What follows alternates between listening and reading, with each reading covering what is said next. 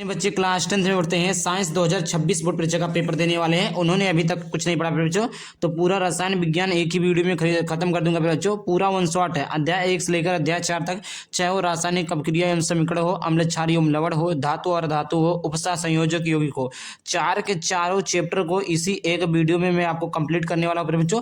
इसके अलावा एक वीडियो देखने की आपको आवश्यकता नहीं पड़ेगी बच्चों। पूरा वन शॉट है जो भी लगातार चलेगा, पूरा का पूरा ही चलेगा। तो पूरा आप लोग वीडियो को लास्ट तक जरूर देखना।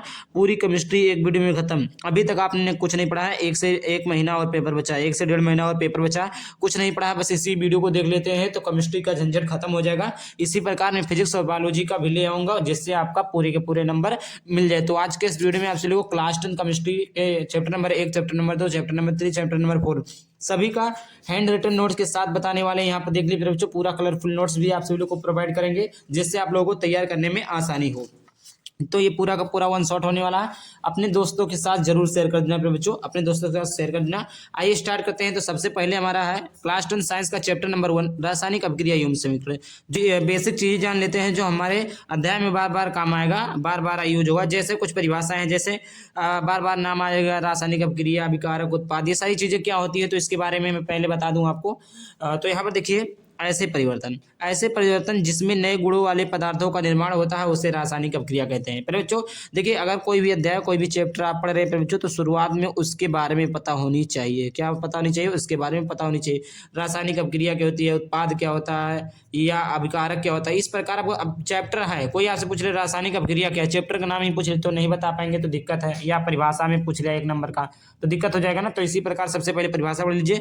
ऐसे परिवर्तन जिसमें नए गुणों वाले पदार्थों का निर्माण होता है उसे रासायनिक अपक्रिया कहते हैं। मतलब फिर बच्चों, कुछ भी वस्तु, कुछ भी ऑब्जेक्ट, कुछ भी चीजें दिया, अगर उसमें परिवर्तन हो जाए तो रासायनिक परिवर्तन होता है।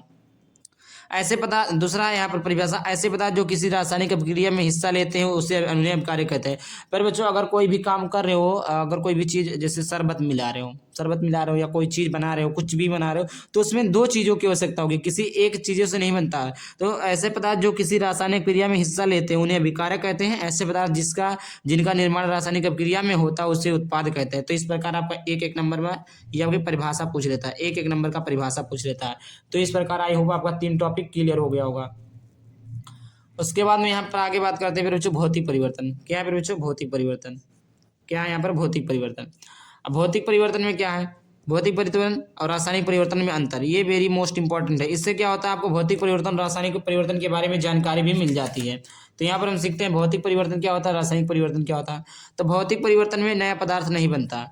भौतिक जो होता है, भौतिक का मतलब जैसे एक प्रकार से कह सकते हैं नेचुरली, मतलब जो चीजें हैं उसमें परिवर्तन नहीं होगा। रासायनिक मतलब जिसमें परिवर्तन किया जा सके, जिसमें मानव द्वारा, या एक प्रकार से कह सकते हैं जो हमारे द्वारा हो। और भौतिक परिवर्तन मतलब जैसे भौतिक में कुछ, जैसे आप लोगों ने पीरियोडिक टेबल पढ़ा होगा, उसमें कुछ तत्व ऐसे जो नेचुरली प्राकृतिक रूप से पाए गए, जिसको ना तो हम वो चीजें नहीं, अलग है। और जो रासायनिक रूप से होता है, जिसको मानव निर्मित करता है, जिसको मानव द्वारा खोजा जाता है, तो वो चीजें है। तो भौतिक परिवर्तन क्या होता है, इससे साफ पता चलता है कि नया पदार्थ नहीं बनता, जो है वही रहेगा। रासायनिक परिवर्तन कुछ भी बना सकते हो, दोनों दिशाओं में चलती है, एक दिशा में चलता है, सामान्यतः उत्क्रमणीय होती है, अनुत्क्रमणीय होती है। चौथा है केवल भौतिक अवस्था में परिवर्तन होता है, रासायनिक तथा भौतिक दोनों अवस्थाओं में परिवर्तन होता है। अगर भौतिक परिवर्तन है तो उसको उसके भौतिक रूप में ही परिवर्तन किया जा सकता है। जैसे अगर आपने स्टील का सामान ले लिया, क्या ले लिया, कोई स्टील का सामान ले लिया, तो उसे उसी रूप में परिवर्तन किया जा सकता है, मतलब उसी किसी दूसरे आकार का, लेकिन उसका अवस्था वही रहेगा। लेकिन रासायनिक तथा भौतिक, रासायनिक परिवर्तन ले लीजिए तो इसमें रासायनिक परिवर्तन भी कर सकते हैं और भौतिक दोनों अवस्थाओं में हम कर सकते हैं। अगला है उदाहरण, जैसे बर्फ का पिघलना, फल का काटना। अब देखिए, भौतिक अवस्था में परिवर्तन, बर्फ का पिघलना, बर्फ क्या भौतिक अवस्था, लेकिन पिघल गया।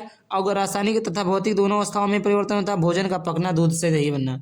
अब भैया देखिए, भौतिक परिवर्तन हो रहा है, दूध से क्या बन जा रहा है, दूध है, और बनता क्या, दही बनता है।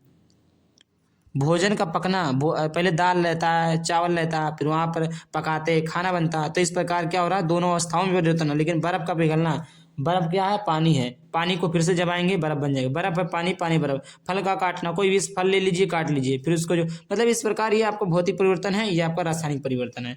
समझ में आ गया होगा। बहुत ही लो लेवल में समझा रहा हूँ, क्योंकि प्रत्येक बच्चे को समझ में आना चाहिए, इससे आसान कोई नहीं समझ सकता बच्चों। अगला यहाँ पर बात करते हैं रासायनिक अपक्रिया। क्या बच्चों, रासायनिक अपक्रिया। रासायनिक अपक्रिया तो हमने वहां पर आपको बता दिया, लेकिन एक बार, जब दो या दो से अधिक पदार्थ आपस में मिलकर यहाँ पर नथे नहीं रहेगा, नए नए गुणों वाले पदार्थ बनते हैं, इस क्रिया को रासायनिक अपक्रिया कहते हैं। या उसमें जो हमने बोला भाई कोई चीज बनेगा तो उसमें दो चीजें मिलेगा, पहले ही मैंने बता दिया। तब जब दो या दो से अधिक पदार्थ आपस में मिलकर नए गुणों वाला पदार्थ बनते हैं तो उस क्रिया को रासायनिक अपक्रिया कहते हैं। उदाहरण के लिए जैसे H2O2, ये आपका अभिकारक उत्पाद है। तो ये H2, उदाहरण के लिए H2 हो गया और O2 हो गया, तो ये मिलकर क्या बना, उत्पाद बन गया। तो इसे हम क्या कहेंगे, रासायनिक अपक्रिया कहेंगे। अब यहाँ पर हमने एक चीज और आपको बताया था बच्चों, क्या बताया था यहाँ पर देख लीजिए। अभिकारक क्या होता है, ऐसे पदार्थ जो किसी रासायनिक अपक्रिया में हिस्सा लेते हैं। तो ये रासायनिक अपक्रिया है तो इसमें हिस्सा ले रहे हैं H2 + O2, तो ये दोनों क्या अभिकारक है। उत्पाद क्या होते हैं, ऐसे पदार्थ जिनका निर्माण रासायनिक अपक्रिया में होता है। तो ये रासायनिक अपक्रिया के फलस्वरूप उत्पन्न हो रहे हैं, तो इसमें क्या हो गया, उत्पाद हो गया।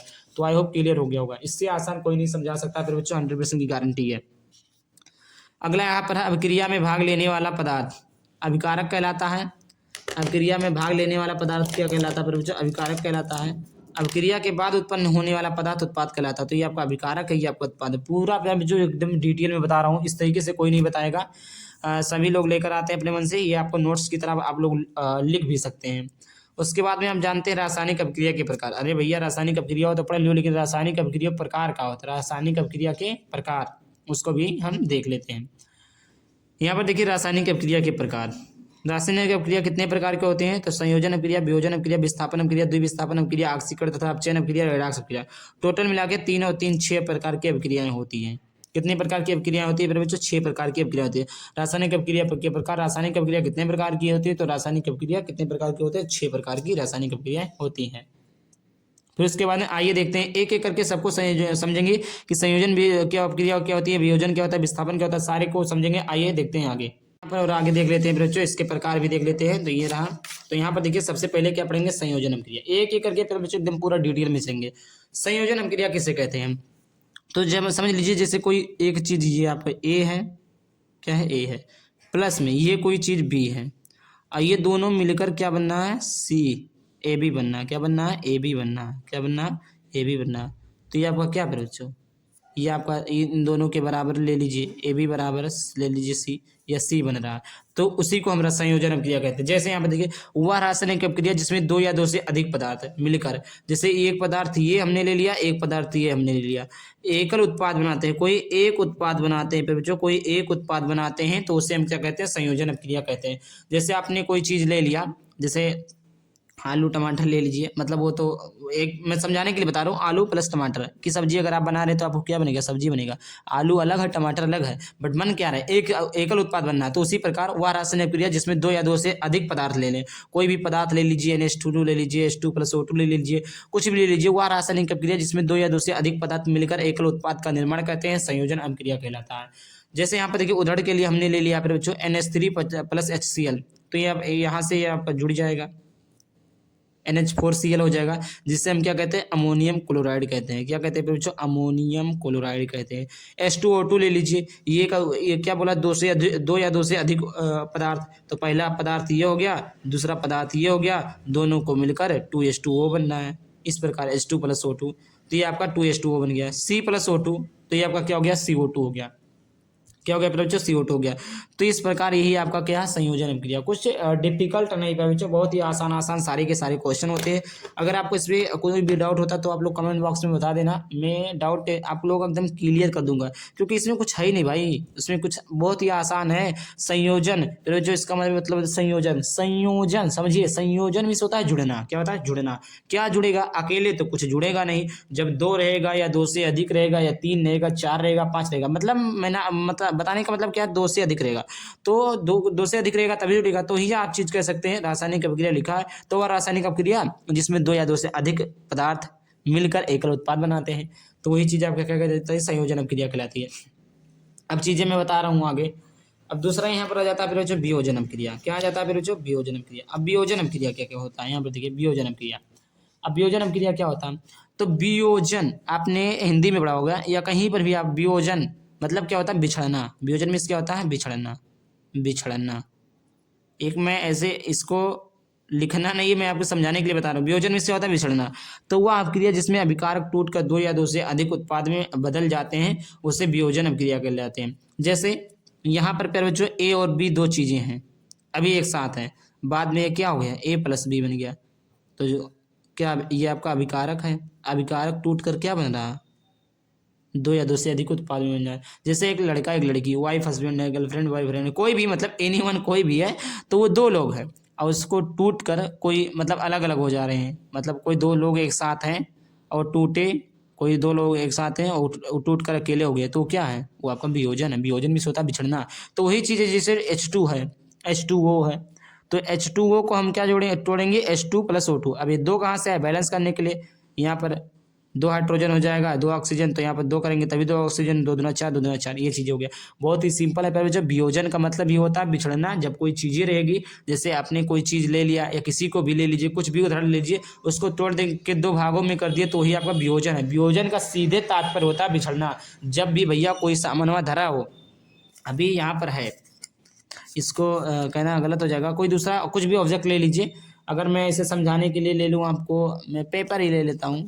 अभी ये दो ऑब्जेक्ट जुड़े हैं, कोई भी चीज़, ये अलग है, ये अलग है, जुड़े हैं, इसको हमने क्या किया, अलग अलग कर दिया, तो दोनों बिछड़ गए। अभी ये क्या था पूरा बच्चों, पूरा क्या था फिर बच्चों, ये आपका पूरा क्या था, ए था, ए था, पूरा ए था, ए पूरा ए बी था, क्या था, ए बी था, ए बी था। अब ये ए अलग हो गया, तो ये आपका ए हो जाएगा, ये आपका बी हो जाएगा। अभी आप कहीं जाते हैं सामान खरीदने, अगर 10 रुपये का सामान रहता है, वो एक साथ लेते 10 रहता है, लेकिन जब दो लोग लेने लेते हैं तो कहते हैं 5 तुम दो 5 हम दे, तो ये बिछड़ जाता है। तो इसी प्रकार ये भी है बच्चों, समझने का प्रयास करिए कि वियोजन क्रिया वह अपक्रिया जिसमें एक अभिकारक टूटकर दो या दो से अधिक उत्पाद में बदल जाते हैं, उसे हम वियोजन, वियोजन नहीं रहा, वियोजन रहेगा फिर बच्चों, वियोजन अभिक्रिया कहते हैं। ये चीजें आपको क्लियर होनी चाहिए। तीसरा आपका विस्थापन अभिक्रिया, क्या है बच्चों, विस्थापन अभिक्रिया। तो वह अभिक्रिया जिसमें एक क्रियाशील पदार्थ कम क्रियाशील पदार्थ को विक्षेपित कर दे। अब प्यारे बच्चों, अगर दो लोग हैं घर में ही, अगर दो भाई हैं, तो कोई एक ताकतवर रहता है, ताकतवर रहता है, ताकतवर रहता है, ये क्या रहता है, थोड़ा हल्का रहता है, थोड़ा कम ताकतवर रहता है, थोड़ा क्या रहता है, कम ताकत। तो वह अभिक्रिया जिसमें एक क्रियाशील पदार्थ, क्रियाशील का मतलब ताकतवर समझ लीजिए, पदार्थ को विक्षेपित करता है। क्रियाशील पदार्थ कम क्रियाशील वाले, मतलब एक बड़ा भाई एक छोटे भाई को विक्षेपित करता है। उदाहरण जैसे कैल्शियम सल्फेट लीजिए, कॉपर सल्फेट ले लीजिए प्लस Fe, तो क्या कर रहा है, विस्थापित कर रहा है। क्या विस्थापित कर रहा है, अब देखिए यहाँ पर कॉपर सल्फेट है, कॉपर सल्फेट है, प्लस में Fe है। अब कभी सल्फेट के साथ कौन है, कॉपर है, कॉपर सल्फर के साथ, सल्फेट के साथ, सॉरी कॉपर के साथ कौन है, सल्फेट है। अब एक कॉपर सल्फेट के साथ क्या आ गया, क्या आ गया, SO4 आ गया, तो ये क्या बन गया, FeSO4, फेरिक सल्फेट प्लस में कॉपर। तो इसके स्थान पे ये चला गया और इसको विस्थापित कर दिया, इसी को कहते हैं विस्थापन अभिक्रिया। ये चीजें आपने पढ़ा। जिंक ले लीजिए, जिंक जो है कॉपर को विस्थापित कर देगा, कॉपर इधर आ जाएगा। तो इस प्रकार ये आपका हो गया विस्थापन अभिक्रिया। पर बच्चों इससे आसान भाषा में कोई समझा नहीं सकता जितने आसान तरीके से मैं आपको बता रहा हूँ। 100% बता रहा हूँ प्यारे बच्चों, कोई नहीं बताएगा। अगला यहाँ पर चौथा नंबर का ऑप्शन है द्विविस्थापन या उदासीनीकरण या उभय अपघटन। इसे 3 प्रकार से पढ़ते हैं। पहला नाम है द्विविस्थापन पढ़ सकते हैं, दूसरा उदासीनीकरण पढ़ सकते हैं, और तीसरा हम उभय अपघटन पढ़ सकते हैं। क्या पढ़ सकते हैं बच्चों, उभय अपघटन पढ़ सकते हैं। कोई भी डाउट होता है, मैं बहुत स्लोली पढ़ा रहा हूँ। वह अभिक्रिया जिसमें एक पदार्थ एक दूसरे को विक्षेपित कर देते हैं, मतलब कहने का मतलब है द्विविस्थापन का। अभी इसमें क्या था बच्चों, फेरिक क्या है, कॉपर को विस्थापित कर रहा था, लेकिन नहीं, ये इसको विस्थापित करेगा तो ये इसको विस्थापित करेगा, इस प्रकार सिचुएशन है। इसी को उदासीनीकरण उभय अपघटन कहते हैं। जैसे अभी यहाँ पर हमने क्या ले लिया, NaOH ले लिया, NaOH ले लिया, प्लस में HCl ले लिया। ठीक प्यारे बच्चों, यहाँ पर हमने ले लिया। Na क्या है, इसके साथ चला जाएगा, और H क्या इसके साथ चलाएगा, तो Na जो H के साथ था वो Na चला गया, तो क्या हो गया, NaCl बन गया, और प्लस में जो OH था और H आ गया, तो क्या बन जाएगा, HH2H प्लस वो, तो ये जल नहीं बन गया। तो ये इसको भी स्थापित कर दे रहा है, ये इसको भी स्थापित कर दे रहा है। मतलब जैसे कहने का मतलब समझिए, मैं थोड़ा डीपली नहीं जा रहा हूँ। जैसे एक ये आपका बॉयफ्रेंड है, ये आपका गर्लफ्रेंड है, ये आपका बॉयफ्रेंड है, ये आपका गर्लफ्रेंड है, थोड़ा आपको समझ में आएगा इससे। ये लड़का ये लड़की है। अब ये लड़का इस लड़की को पसंद करने लगे और ये लड़का इस लड़की को पसंद करने लगे, तो ये अपने साथ इसको विस्थापित कर दे रहा है, ये अपने साथ इसको विस्थापित कर दे रहा है। इसी को द्विविस्थापन अभिक्रिया, दोनों तरफ से विस्थापन हो, दोनों तरफ से क्या हो, विस्थापन होता है बच्चों, उसी को हम कहते हैं द्विविस्थापन अभिक्रिया। जैसे यहाँ पर NaOH, ये चीज़ें हमने बता दिया। Na प्लस होता है, OH माइनस होता है, H प्लस Cl माइनस होता है। ये इसके साथ प्लस माइनस के साथ जाएगा, प्लस माइनस के साथ जाएगा। Na2SO4 ले लीजिए, बेरियम क्लोराइड ले लीजिए। अब क्या कर रहा है, बेरियम जो है, बेरियम BaSO4 सल्फेट हो जा, बेरियम सल्फेट हो जा रहा है, O6 प्राप्त होगा। प्लस में NaCl जुड़ जाएगा, इधर 2 हो जाए। ये अवक्षेपण क्रिया भी कहते हैं, तो इसे अवक्षेपण क्रिया भी है, द्विविस्थापन क्रिया भी है। ये आई होप ये आपका समझ में आ गया। ये आपका क्या है बच्चों, अवक्षेपण क्रिया इसे भी कहते हैं। इसे क्या कहते हैं, अवक्षेपण क्रिया भी हम कहते हैं। चलिए आगे बात कर लेते हैं बच्चों। आगे आपका है कि परस्पर विनिमय द्वारा नए उत्पाद बनते हैं। वह क्रिया जिसमें एक पदार्थ दूसरे को विक्षेपित कर देता है, कि परस्पर विनिमय द्वारा नए उत्पाद बनते हैं। पांचवा दिया बच्चों, ऑक्सीकरण तथा अपचयन क्रिया। ये आपका वेरी मोस्ट इंपॉर्टेंट है बच्चों, हर साल की बोर्ड पेपर में आता है, हर साल। Very very very most important question, very very most important question. क्या है, ऑक्सीकरण उपचयन क्रिया। क्या है बच्चों, ऑक्सीकरण उपचयन क्रिया। तो यहाँ पर ऑक्सीकरण अलग है, उपचयन, ऑक्सीकरण उपचयन क्रिया, इसे क्या कहते हैं। तो किसी पदार्थ द्वारा ऑक्सीजन, यहाँ पर O2 इधर रहेगा बच्चों, O2 है इस प्रकार। O2 परमाणु को ग्रहण करना तथा हाइड्रोजन परमाणु को त्यागना ऑक्सीकरण क्रिया कहलाता है। अब इसी में पहले बच्चों एक आता है उपचयन और ऑक्सीकरण क्रिया। यही है यहाँ पर बच्चों आपका उपचयन और ऑक्सीकरण। इसी को, इन दोनों के परस्पर को हम कहते हैं रेडॉक्स अपक्रिया, जिसमें दोनों पाए जाए, उपचयन भी पाया जाए और अपचयन और ऑक्सीकरण दोनों पाया जाए। उसे ऑक्सीडेशन, ऑक्सीजन का जुड़ना और हाइड्रोजन का घटना। ऑक्सीजन का क्या है बच्चों, जुड़ना और ऑक्सीजन का घटना। ये आपका क्या कहलाता है बच्चों, ऑक्सीकरण तथा अपचयन क्रिया कहलाता है। देखिए, किसी पदार्थ द्वारा ऑक्सीजन O2 को परमाणु ग्रहण करना, मतलब जुड़ना, ग्रहण कर रहा है, तो ये आपका ऑक्सीडेशन है। जुड़ना यानी ऑक्सीडेशन, ऑक्सीडेशन मतलब ऑक्सीकरण। ये आपका बच्चों सॉरी, ये आपका हाइड्रोजन का निकलना, ऑक्सीजन का जुड़ना, ये उल्टा मैंने बता दिया। किसी पदार्थ द्वारा ऑक्सीजन परमाणु को ग्रहण करना, जुड़ना, तथा हाइड्रोजन परमाणु को त्यागना। त्यागने का मतलब होता है, पहले इसमें उल्टा होता है, अगर त्याग रहे हैं मतलब प्लस है, और घटा रहे हैं मतलब ग्रहण कर रहे हैं तो मतलब माइनस है, इस प्रकार होता है। तो ऑक्सीजन O2 का जुड़ना, ऑक्सीजन यहाँ पर O2 इस प्रकार कह रहे हैं। ऑक्सीकरण जो है O2 का जुड़ना है, अभी मैंने बताया ना, ऑक्सीजन का जुड़ना, हाइड्रोजन का घटना, ये आपका क्या कहलाता है, ऑक्सीकरण तथा अपचयन कहलाता है। जैसे यहाँ पर उदाहरण के लिए 2 कॉपर है, ऑक्सीजन है, 2 कॉपर ऑक्सीजन है, तो यहाँ पर क्या हो रहा है बच्चों, काले रंग का चूर्ण कॉपर की ऑक्सीजन में जलाने पर कॉपर ऑक्साइड का चूर्ण प्राप्त होता है। जैसे यहाँ पर देखिए, यहाँ पर क्या हो रहा है, ऑक्सीजन का जुड़ना हो रहा है, तो ये आपका क्या, ऑक्सीकरण क्रिया है। ऑक्सीकरण का मतलब होता है बच्चों ऑक्सीजन का जुड़ना। यहाँ पर 2 कॉपर है, प्लस में O2 जुड़ रहा है, तो ये आपका क्या बनना है, 2 कॉपर ऑक्साइड बनना है। तो ऑक्सीजन का जुड़ना ही क्या कहलाता है, ऑक्सीकरण कहलाता है। जैसे तो काले रंग का चूर्ण, कॉपर का काले रंग का चूर्ण कॉपर की ऑक्सीजन में जलाने पर कॉपर ऑक्साइड का चूर्ण प्राप्त होता है। इस प्रकार यहाँ से आपको क्लियर हो जाना चाहिए। यहाँ तक हो गया। अब चलिए समझ लेते हैं अपचयन अपक्रिया। ये आपका क्या था बच्चों, ऑक्सीकरण अपक्रिया था। अब आइए देखते हैं अपचयन अपक्रिया क्या होता है बच्चों। यहाँ पर देखिए अपचयन अपक्रिया क्या होता है।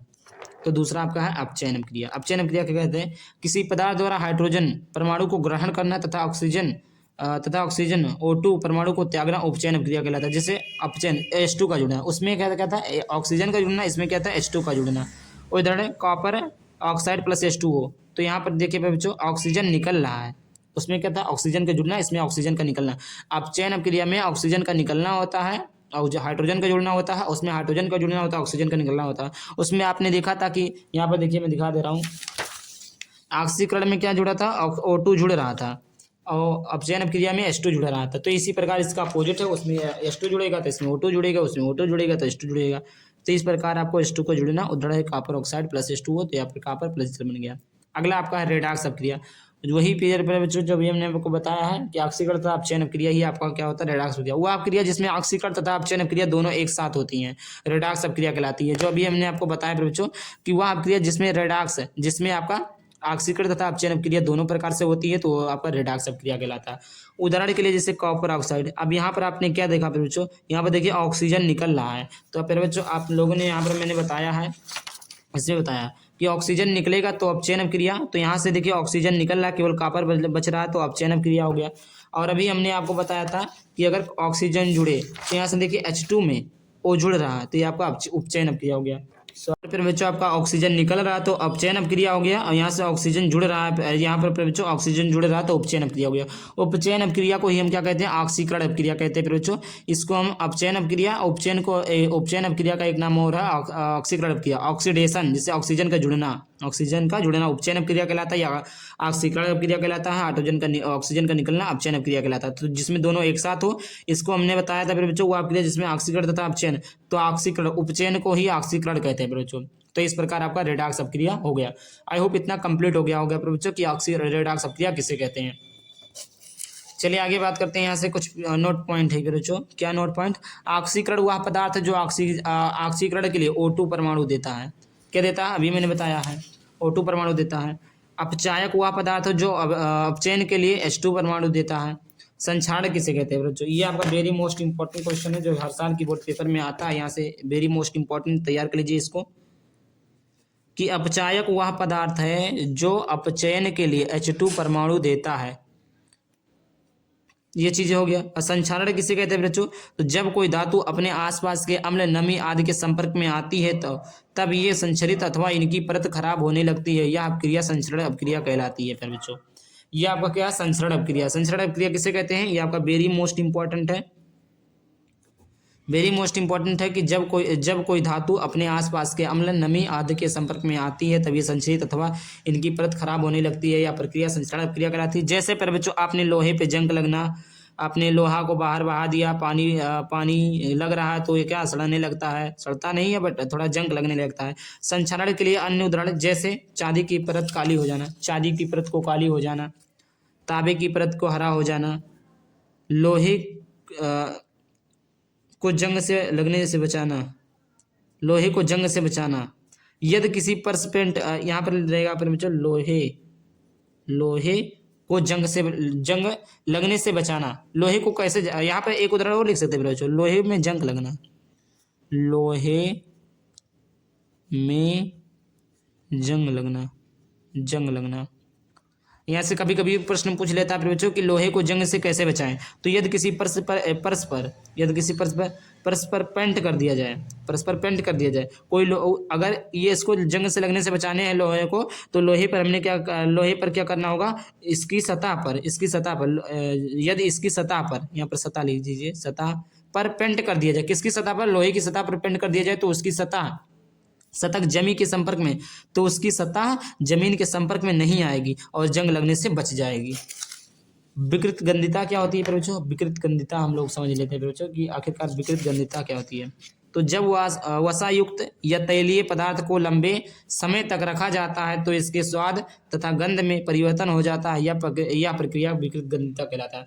वसायुक्त जैसे आपका कोई अचार ले लीजिए, चाउमीन वगैरह जो आप खाते हैं, या कोई वसायुक्त जिसमें केमिकल वगैरह पड़े हों, जिसमें तेल वगैरह मिलाया हुआ हो, उसको आप ज़्यादा दिन तक नहीं रख सकते हैं। जो अगर रख देंगे, तेलीय पदार्थ को लंबे समय तक रख जाता है। अगर आप घर में बनाते होंगे पकौड़ी वगैरह या तेल से बना युक्त पदार्थ कुछ भी बनाते हैं, अगर उसको ज़्यादा दिन तक रख देते हैं तो खराब हो जाता होगा, तो इसके स्वाद गंध में परिवर्तन हो जाता है। तो उसका स्वाद अजीब तरीके से स्मेल करेगा, अजीब तरीके से आएगा, गंध में परिवर्तन हो जाता है। यह प्रक्रिया विकृत गंधिता कहलाती है बच्चों। तो इसी को कहते हैं विकृत गंधिता। उसके बाद में अगला यहाँ पर प्यारे बच्चों अगला प्रश्न है चौथा, ऊष्माक्षेपी अपक्रिया की परिभाषा उदाहरण सहित लिखिए। ऊष्माक्षेपी अपक्रिया की परिभाषा उदाहरण सहित लिखिए। तो उत्तर यहाँ से हो जाएगा बच्चों कि जिन अपक्रिया में उत्पादन के साथ साथ उसका भी उत्सर्जन होता है। जिन अपक्रिया में उत्पादन के साथ साथ उष्मा, या उसका नहीं रहेगा यहाँ, उष्मा का भी उत्सर्जन होता है, ऊष्माक्षेपी अपक्रिया कहलाता है। जैसे एग्जाम्पल है बच्चों CH4 + 2O2।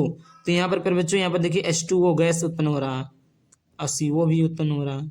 यहाँ पर CO2 हो जाएगा, क्योंकि बैलेंस करेंगे 2 दूना 4 ऑक्सीजन, तो 2 दूना 4 ऑक्सीजन, सॉरी यहाँ पर 2CO रहेगा, 2 कोबाल्ट रहेगा, 2CO रहेगा।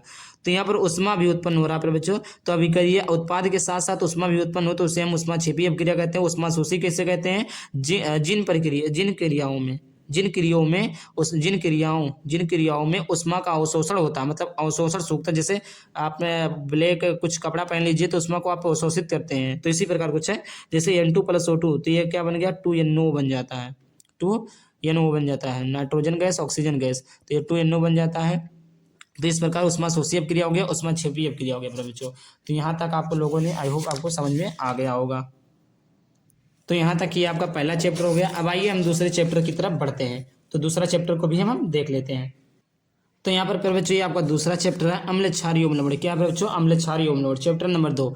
तो यहाँ पर सबसे पहले हम जान लेते हैं अम्ल क्या होता है, क्षार क्या होता है, लवण क्या होता है। 2-2 नंबर यहीं से क्लियर हो जाता है कि अम्ल की परिभाषा क्या होती है तथा उधर उसका उदाहरण लिखिए। क्षार की परिभाषा तथा उसका उदाहरण लिखिए और लवण की परिभाषा तथा उदाहरण लिखिए। तो यहाँ से आपका 2 नंबर पक्का हो जाता है बच्चों, क्योंकि मैं आपको नंबर भी बताते चलूंगा कौन सा नंबर कितने प्रश्न पूछा जाता है। सारे के सारे आपके हैं। पूरे चैप्टर को बताने वाला हूँ प्यारे बच्चों। पूरे चैप्टर का 1 शॉट चल रहा है प्यारे बच्चों। पूरे चैप्टर को पूरे लास्ट तक जरूर देखकर जाइएगा। पसंद आए तो वीडियो को लाइक करके सब्सक्राइब जरूर करिएगा। अम्ल की परिभाषा व उदाहरण सहित। तो यहाँ पे देखिए अहिर्नियस के अनुसार वह हाइड्रोजन युक्त पदार्थ जो जलीय विलयन में हाइड्रोजन आयन H+ देते हैं अम्ल कहलाते हैं। फिर बच्चों अगर आपको कुछ नहीं आता है बोर्ड एग्जाम में और आप केवल इतना लिख देते हैं कि वह हाइड्रोजन जिसमें H+ प्राप्त होता है, जिसमें H+ प्राप्त, जिनको कुछ नहीं आता उनके लिए बता रहा हूँ, उससे हम क्या कहते हैं? अम्ल कहते हैं। तो किसने दिया था? अहिर्नियस ने दिया था। अहिर्नियस ने दिया था। अहिर्नियस के अनुसार वह हाइड्रोजन युक्त पदार्थ जो जलीय विलयन में हाइड्रोजन आयन का मतलब होता है, आयन में होता है फिर बच्चों H+, क्या होता है? H+ देते हैं, उन्हें हम क्या कहते हैं? अम्ल कहते हैं। जैसे यहाँ पर देखिए HCl है, HNO3 है, H2SO4 है। तो HCl एक्वस है तो ये H+ देगा, Cl- देगा। तो ये आपका प्लस दे रहा है बच्चों। तो ये आपका क्या है? ये आपका H+ आयन दे रहा। उसके बाद में अगर इसी को हम ले लें बच्चों, HNO3 को ले लें, HNO3 ले लें बच्चों, तो ये क्या हो जाएगा? H+ हो जाएगा और NO3- हो जाएगा। तो ये क्या दे रहा है? H+ आयन दे रहा है। H+ क्या दे रहा है? आयन दे रहा है। क्या दे रहा है बच्चों? H+ आयन दे रहा है। तो इसी को हम कहते हैं अम्ल कहते हैं। तो अहिर्नियस के अनुसार वह हाइड्रोजन युक्त पदार्थ जो जलीय विलयन में हाइड्रोजन H+ आयन देते हैं अम्ल कहलाते हैं। तो यहाँ पर हमने बता दिया कि अम्ल का उदाहरण भी आपको हमने अच्छे से समझा दिया, अम्ल का उदाहरण क्या होता है। आइए आगे बात करते हैं। दूसरा यहाँ पर आपको हम बताते हैं क्षार की परिभाषा एवं उदाहरण। क्या है बच्चों? क्षार की परिभाषा एवं उदाहरण। तो क्षार की परिभाषा क्या है? अहिर्नियस के अनुसार वह हाइड्रोक्साइड समूह युक्त पदार्थ जो जलीय विलयन में मुक्त हाइड्रोक्साइड OH- आयन देते हैं। क्या देते हैं? उसमें क्या था? H+ देता है, इसमें OH- आयन देते हैं, क्षार कहलाते हैं। आई होप आपको क्लियर हो गया होगा। नहीं हुआ तो मैं हूं ना क्लियर करवाने के लिए। आइए बताता हूँ। यहाँ पे देखिए अहिर्नियस के अनुसार हुआ हाइड्रोक्साइड मतलब होता है OH समूहयुक्त पदार्थ जो जलीय विलयन में मुक्त हाइड्रोक्साइड OH- आयन देते हैं। जैसे NaOH है, NaOH है बच्चों, Na+ देगा एक्वस में और प्लस OH क्या देगा? माइनस देगा। Na+ OH- देता है बच्चों। तो इसको आपको क्लियर हो गया होगा। तो ये OH- आयन दिया तो ये क्या? क्षार की परिभाषा है। तो यहाँ से भी आपका 2 नंबर पक्का हो गया। तो अम्ल की परिभाषा तथा उसका उदाहरण, क्षार की परिभाषा तथा उसका उदाहरण, आई होप क्लियर हो गया होगा। आइए अब हम बात करते हैं लवण की परिभाषा एवं उदाहरण। आइए देखते हैं। तो यहाँ पर देख लीजिए बच्चों, अगला दिया लवण की परिभाषा है, वह उदाहरण सहित बताइए। तो किसी अम्ल तथा क्षार की उदासीनीकरण अभिक्रिया से प्राप्त ठोस पदार्थ को लवण कहते हैं। अम्ल और क्षार दोनों हों, अम्ल और क्षार क्या बच्चों? दोनों हों। Na+Cl-, ये आपका क्या है बच्चों? ये आपका अम्ल है। क्या है? अम्ल है। ये आपका क्या है बच्चों? क्षार है। तो इन दोनों के संयोग से किसी अम्ल तथा क्षार की उदासीनीकरण अभिक्रिया से प्राप्त ठोस पदार्थ के लवण को कहते हैं। क्या कहते हैं बच्चों? लवण की परिभाषा, ठोस पदार्थ को लवण कहते हैं। जैसे नमक क्या है? Na+ होता है, Cl- होता है। तो Na+ और Cl-, तो क्या गया? NaCl, ये आपका लवण बन गया। तो ये आपका क्या है? जैसे नमक क्या आपका लवण है। सार्वत्रिक सूचक किसे कहते हैं? ये भी आपका काफी ज्यादा मोस्ट इंपॉर्टेंट क्वेश्चन है। सार्वत्रिक सूचक किसे कहते हैं? सार्वत्रिक सूचक अनेक सूचकों का मिश्रण होता है। यह विलयन में उपस्थित हाइड्रोजन आयनों की विभिन्न सांद्रताओं पर भिन्न भिन्न रंग प्रदर्शित करता है। सूचक का कार्य होता है बच्चों, जैसे सूचक अनेक सूचकों का मिश्रण होता है। यह विलयन में उपस्थित हाइड्रोजन आयनों की विभिन्न सांद्रताओं पर भिन्न भिन्न रंगों को प्रदर्शित करता है। अलग अलग प्रकार के रंगों के बारे में जानकारी रखना। सार्वत्रिक सूचक क्या होता है? तो यह एक रंजक या रंजकों का मिश्रण होता है जिसका उपयोग अम्ल एवं क्षार की उपस्थिति में इस उपस्थिति का पता लगाने में किया जाता है। सूचक क्या बच्चों? आपने सूचक एक पढ़ा होगा कि अगर 7 है तो आपका उदासीनीकरण है, 7 से कम है तो ये आपका अम्ल है, 7 से ज़्यादा तो आपके लिए क्षार है। तो इसी को पता करने के लिए जो यंत्र होता है उसी को हम सूचक कहते हैं। यह एक रंजक या रंजकों का मिश्रण होता है जिसका उपयोग अम्ल एवं क्षार की उपस्थिति का पता लगाने में किया जाता है, जैसे लिटमस पेपर, हल्दी, मेथिल ऑरेंज, फिनाल्फ्थेलिन। आपने सुना होगा कि लाल लिटमस पेपर को नीला कर देता कब जब अम्ल डालते हैं, तो इस प्रकार आप लोगों ने पढ़ा होगा। इस प्रकार आपने कहा, अभी मैं बताऊंगा वो सारी चीजें मैं आपको बताऊंगा। चलिए आगे बढ़ते हैं। तो यहाँ पर देखिए पीएच पैमाना, अम्ल क्षारीय अम्ल, पीएच पैमाना क्या पूछा? तो अम्ल या क्षारक की प्रबलता की जांच पीएच पैमानों के उपयोग से की जाती है। किसी विलेन में उपस्थित हाइड्रोजन आयन के मोल लीटर इनवर्स में सांद्रण के ऋणात्मक लघुगुणक को पीएच कहते हैं। जैसे ये आपका पीएच बराबर होता है लॉग बेस्टेन ब्रैकेट में H+, ये आपका पीएच पैमाना है। पीएच पैमाना का काम क्या होता है? अम्ल एवं क्षारक की प्रबलता की जांच करना।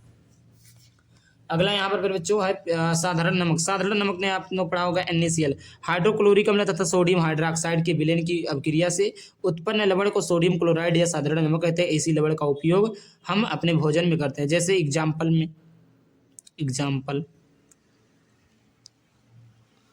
हाइड्रोक्लोरिक अम्ल HCl प्लस में H+ होता है, Cl- होता है, तथा सोडियम हाइड्रोक्साइड NaOH हो गया, Na+ होता है, OH- होता है। इससे क्या बनेगा?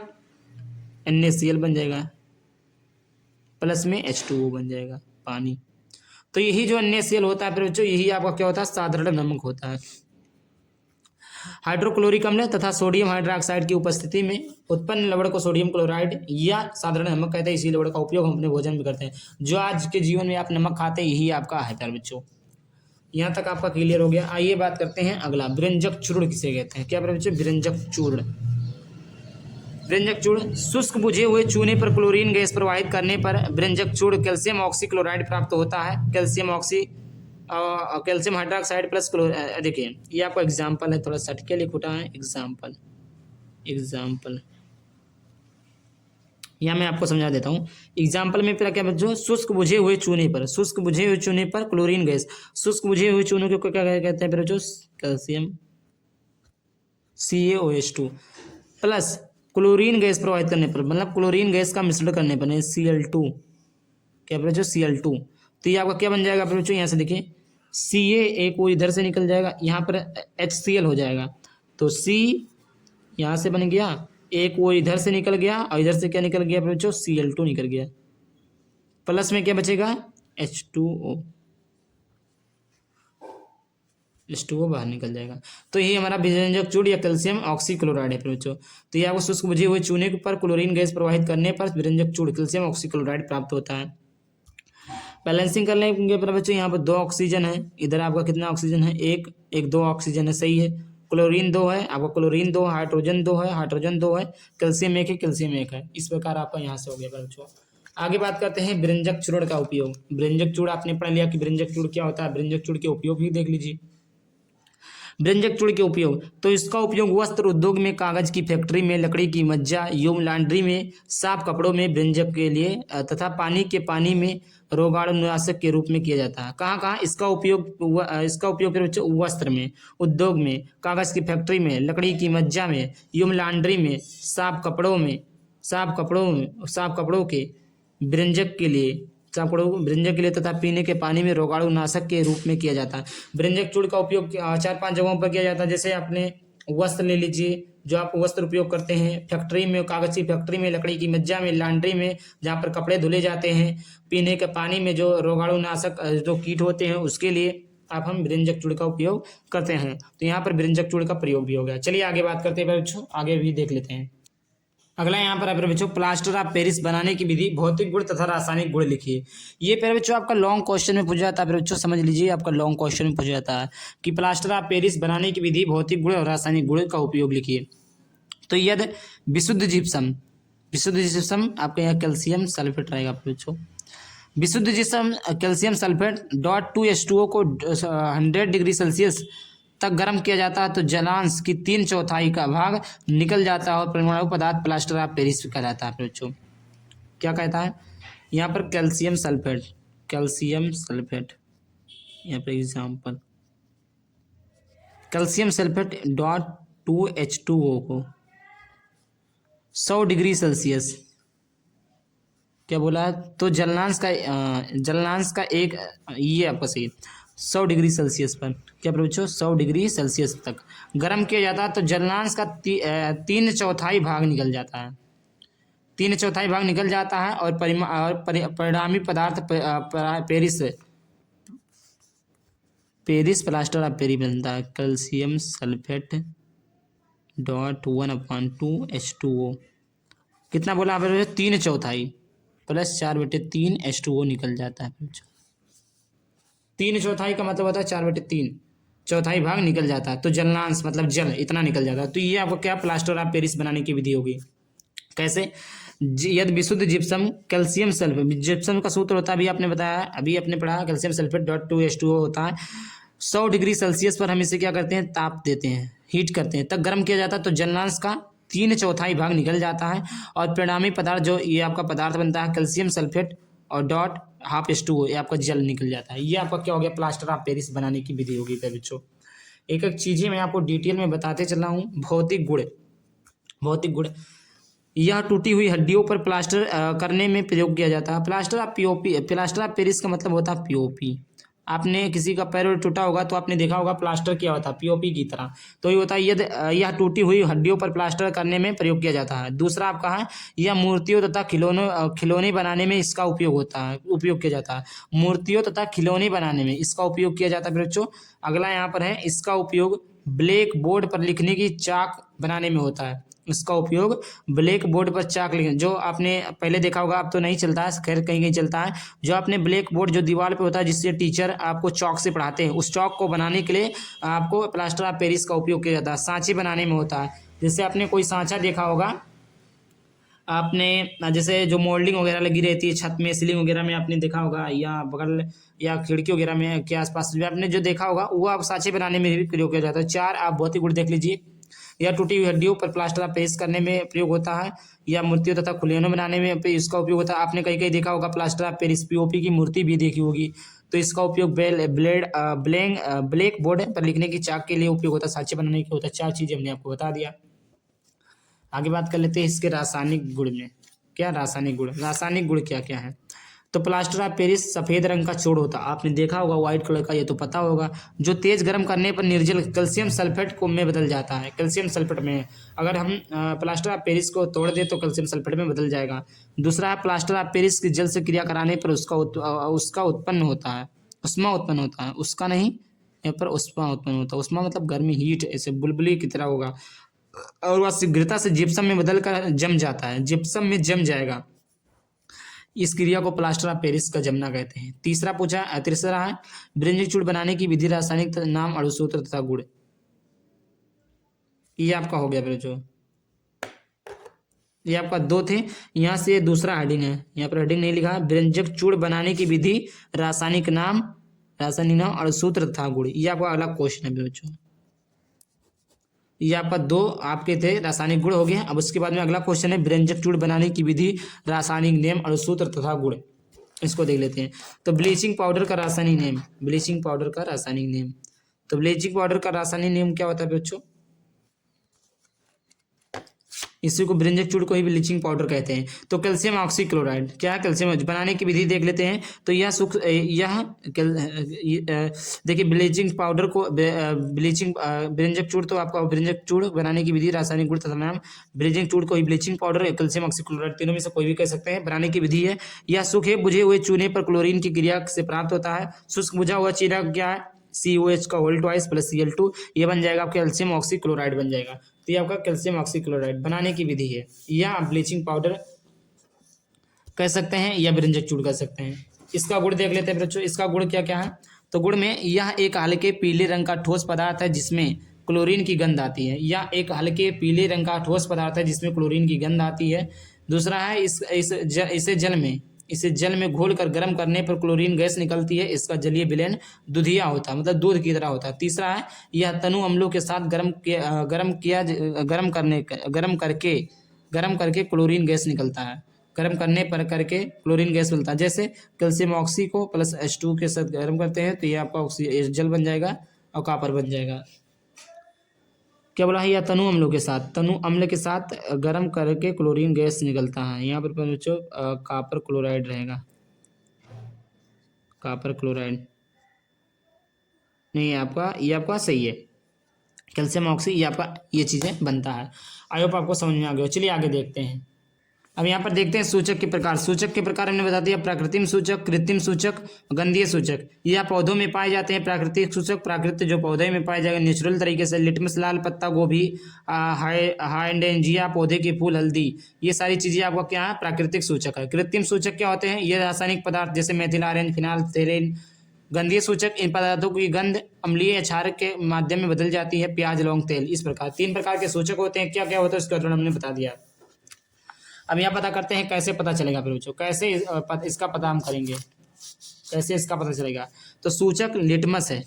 अगर लिटमस को रंग गंध में परिवर्तन अम्ल के साथ, लाल है तो नीला हो जाएगा। अगर अम्ल में डुबो देते हैं, अगर लाल लिटमस पेपर को हम लाल लिटमस पेपर को अम्ल में डालते हैं, लाल लिटमस पेपर को अम्ल में डालते हैं तो वो नीला बन जाएगा। लिटमस पेपर को अगर अम्ल में डालते हैं तो लाल बन जाएगा, और क्षार में डालते हैं तो नीला बन जाएगा। प्राकृतिक सूचक जैसे लाल पत्ता गोभी का रस, अगर इसको हम अम्ल में डाल दें तो आपका लाल बन जाएगा, अगर इसको क्षार में डाल दें तो हरा बन जाएगा। हल्दी, अगर हल्दी को हम अम्ल के साथ क्रिया कराते हैं तो कोई बदलाव नहीं होगा। अगर अम्ल में हम हल्दी को डुबा दें कोई बदलाव नहीं होगा, लेकिन अगर क्षार में कर दे तो आपको लाल प्राप्त होगा। चौथा दिया है प्राकृतिक सूचक का, चौथा है हाइड्रेंजिया के फूल का रस, अगर हम अम्ल में छोड़ते हैं तो नीला बनेगा, क्षार में छोड़ते हैं तो गुलाबी बनेगा। कृत्रिम सूचक, अगर फिनाइलथेरेन को लाल में छोड़ते हैं तो रंगहीन बन जाएगा, अगर क्षार में छोड़ते हैं तो गुलाबी बन जाएगा। दूसरा है मेथिल ऑरेंज, अगर मेथिल ऑरेंज को अम्ल के साथ गर्म करते हैं तो लाल बन जाएगा, अगर क्षार के साथ गर्म करते हैं तो पीला बन जाएगा। अगला है गंधीय सूचक, अगर गंधीय सूचक यानी प्याज का रस, प्याज के रस को अगर अम्ल के साथ करें तो तीक्ष्ण गंध बनेगा, अगर क्षार के साथ करें तो कोई गंध नहीं आएगा। ये आपका गंधीय सूचक है तो गंध में बताएगा। अगर गंधीय वेनिला को अगर अम्ल में करे तो समान गंध रहती है, अगर क्षार में करे तो कोई गंध नहीं रहेगा। सूचक को लौंग का तेल, समान गंध, अगर अम्ल में करे तो वही गंध रहेगा, अगर क्षार के साथ कर देंगे तो कोई गंध ही नहीं रहेगा, मतलब कोई किसी भी प्रकार का स्मेल नहीं आएगा। अब यहाँ पर फिर बच्चों पीएच पैमाना क्या मापता है, उदासीनीकरण, उदासीनी अम्लीय तथा क्षारीय विलयनों के पीएच का प्रास बताइए। तो पीएच पैमाना क्या मापता है, उदासीनी, ये आपका यही चीज़ें हैं। तो क्या मापता है फिर बच्चों, ये आपका अम्ल और क्षार न मापता है। जैसे आपका यहाँ पर 7 है तो आपका नेचुरल यानी उदासीन रहेगा, 7 से कम है तो एसिड रहेगा यानी अम्ल रहेगा, 7 से ज़्यादा रहेगा तो आपका क्षार रहेगा। यहाँ पर देखिए इसका कलर भी है फिर बच्चों, अगर कितना क्या है तो कितना रहेगा, ये सारी चीज़ें दी हुई है। तो यहाँ पर फिर बच्चों ये आपका हो गया। अब आगे देखते हैं। तो यहाँ पर चैप्टर नंबर 2 का द एंड होता है। कोई भी कमेंट होता है, नोट्स वगैरह चाहिए तो कमेंट कर देना, या डिस्क्रिप्शन में लिंक चेक कर लेना, वहाँ से नोट्स वगैरह मिल जाएगा कैसे क्या है। चलिए आगे देखते हैं तीसरा चैप्टर। ये अब चैप्टर नंबर 3 है, धातु एवं अधातु। फिर बच्चों इसको भी हम पूरा डिटेल में समझेंगे। फिर बच्चों ये पूरा का पूरा 1 शॉट है। फिर बच्चों जो most important question board exam में आने वाले हैं वही इसी क्वेश्चन को इस वीडियो में लिया जा रहा है, वैसे सारे टॉपिक को कवर किया जा रहा है। फिर बच्चों कोई भी डाउट होता तो कमेंट बॉक्स में कमेंट कर सकते हैं। तो यहाँ पर देखिए सबसे पहले जान लेते हैं सभी उसी चैप्टर की तरह की धातु और धातु क्या होता है। तो धातु क्या होता है, वह पदार्थ जो कठोर, चमकीले, आघातवर्ध, तन्य, ध्वनिक और उष्मा तथा विद्युत के सुचालक होते हैं, धातु कहलाते हैं। जैसे आयरन, कॉपर, एल्युमिनियम आदि। अब मैं बता दूं आपको, जैसे धातु का मतलब होता है जिसमें इलेक्ट्रॉन का प्रवाह, जिसमें करंट का प्रवाह हो चुके हैं। जैसे कठोर होते हैं, जैसे लोहा ले लीजिए, आप आयरन ले लीजिए, लोहा आयरन नहीं होता, कॉपर ले लीजिए, एल्युमिनियम लीजिए, ठोस होते हैं। और इसमें क्या होता है, आघातवर्ध होते हैं, मतलब इसको हम पतला कर सकते हैं, तन यानी लंबा कर सकते हैं। ध्वनिक, इसको जब पीटेंगे तो ध्वनि उत्पन्न होगी और उष्मा उत्पन्न होगा, मतलब चिंगारी निकलेगी। और विद्युत के सुचालक होते हैं, अर्थात कहने का मतलब ये है उसमें से बिजली प्रवाहित हो सकती है, करंट का फ्लो हो सकता है, उसी को हम कहते हैं धातु। आई होप धातु क्या होता है इतना क्लियर हो गया होगा। धातु क्या होता है, तो जिसमें इलेक्ट्रॉन का प्रवाह हो। इलेक्ट्रॉन के प्रवाह में क्या क्या होती है, जैसे चमकीला दिख रहा हो, आघातवर्ध दिख रहा हो, तन्य दिख रहा हो, धात्विक दिख रहा हो, उष्मा दिख रहा हो, इस प्रकार के विद्युत सुचालक होते हैं। तो इस प्रकार को हम क्या कहते हैं, धातु कहते हैं। जैसे आयरन, कॉपर, एल्युमिनियम आदि, जिसमें इलेक्ट्रॉन का प्रवाह होता है। आई होप इतना क्लियर हो गया होगा। आगे बात करते हैं फिर बच्चों अधातु क्या होता है। वह पदार्थ जो दिखने में मलिन तथा नरम है, वह पदार्थ जो दिखने में मलिन तथा नरम है, वह हथौड़े की हल्की चोट से टूटकर चूरा हो जाते हैं, धान्विक नहीं है तथा उसमें वो विद्युत के कुचालक होते हैं, आधातु कहलाते हैं। इसी के अपोजिट है जो वह पदार्थ जो दिखने में मलिन होते हैं, मतलब इसमें क्या था, चमकीला, लेकिन मलिन मतलब होता है चमकीला, मतलब चमकीला ना हो, तथा नरम हो, मतलब जिसको तोड़ दे, मोड़ दे, और तन्य नरम हो, वह हथौड़े की हल्की चोट से टूटकर चूरा हो जाते हैं, मतलब एक हथौड़ा मार दो तो चूरा चूरा हो जाएंगे।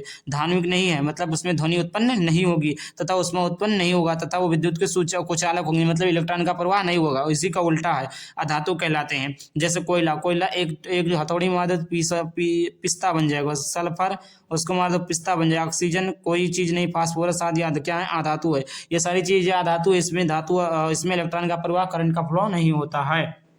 आई होप यहाँ तक बातें आपको समझ में आ गई होंगी। उसके बाद में यहाँ पर बात करते हैं फिर जो अधातु क्या होता है।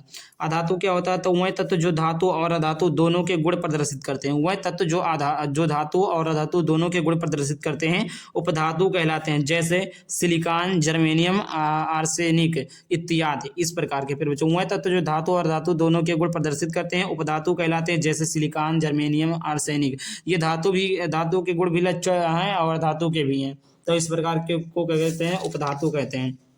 अगला यहाँ पर टॉपिक है धातु के भौतिक गुण। क्या प्रभु, धातु के भौतिक गुण, तो यहाँ पर समझ लेते हैं प्रभु धातु के भौतिक गुण।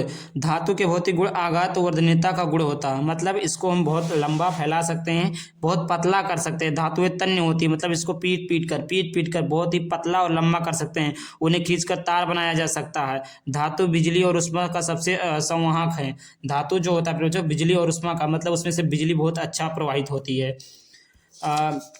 उसके बाद में आ जाते हैं धातु के गुण हो गया अधातु के गुण। अधातु के गुण क्या क्या है, तो ध्वनि युक्त अधातुएं ध्वनि युक्त नहीं होती, ध्वनि युक्त अधातुएं ध्वनि युक्त नहीं होती, क्योंकि वह कोई बजने वाली ध्वनि उत्पन्न नहीं करती। भंगुर अधातुएं अत्यंत भंगुर होती है, जिसका अर्थ है कि यदि उन्हें खींचा या क्षतिग्रस्त किया जाए तो वो टूट सकती हैं, और इसलिए वह आघातवर्धक या लचीली नहीं होती है। यही चीज़ें आपको अपने बच्चों की वह लचीली नहीं होती हैं।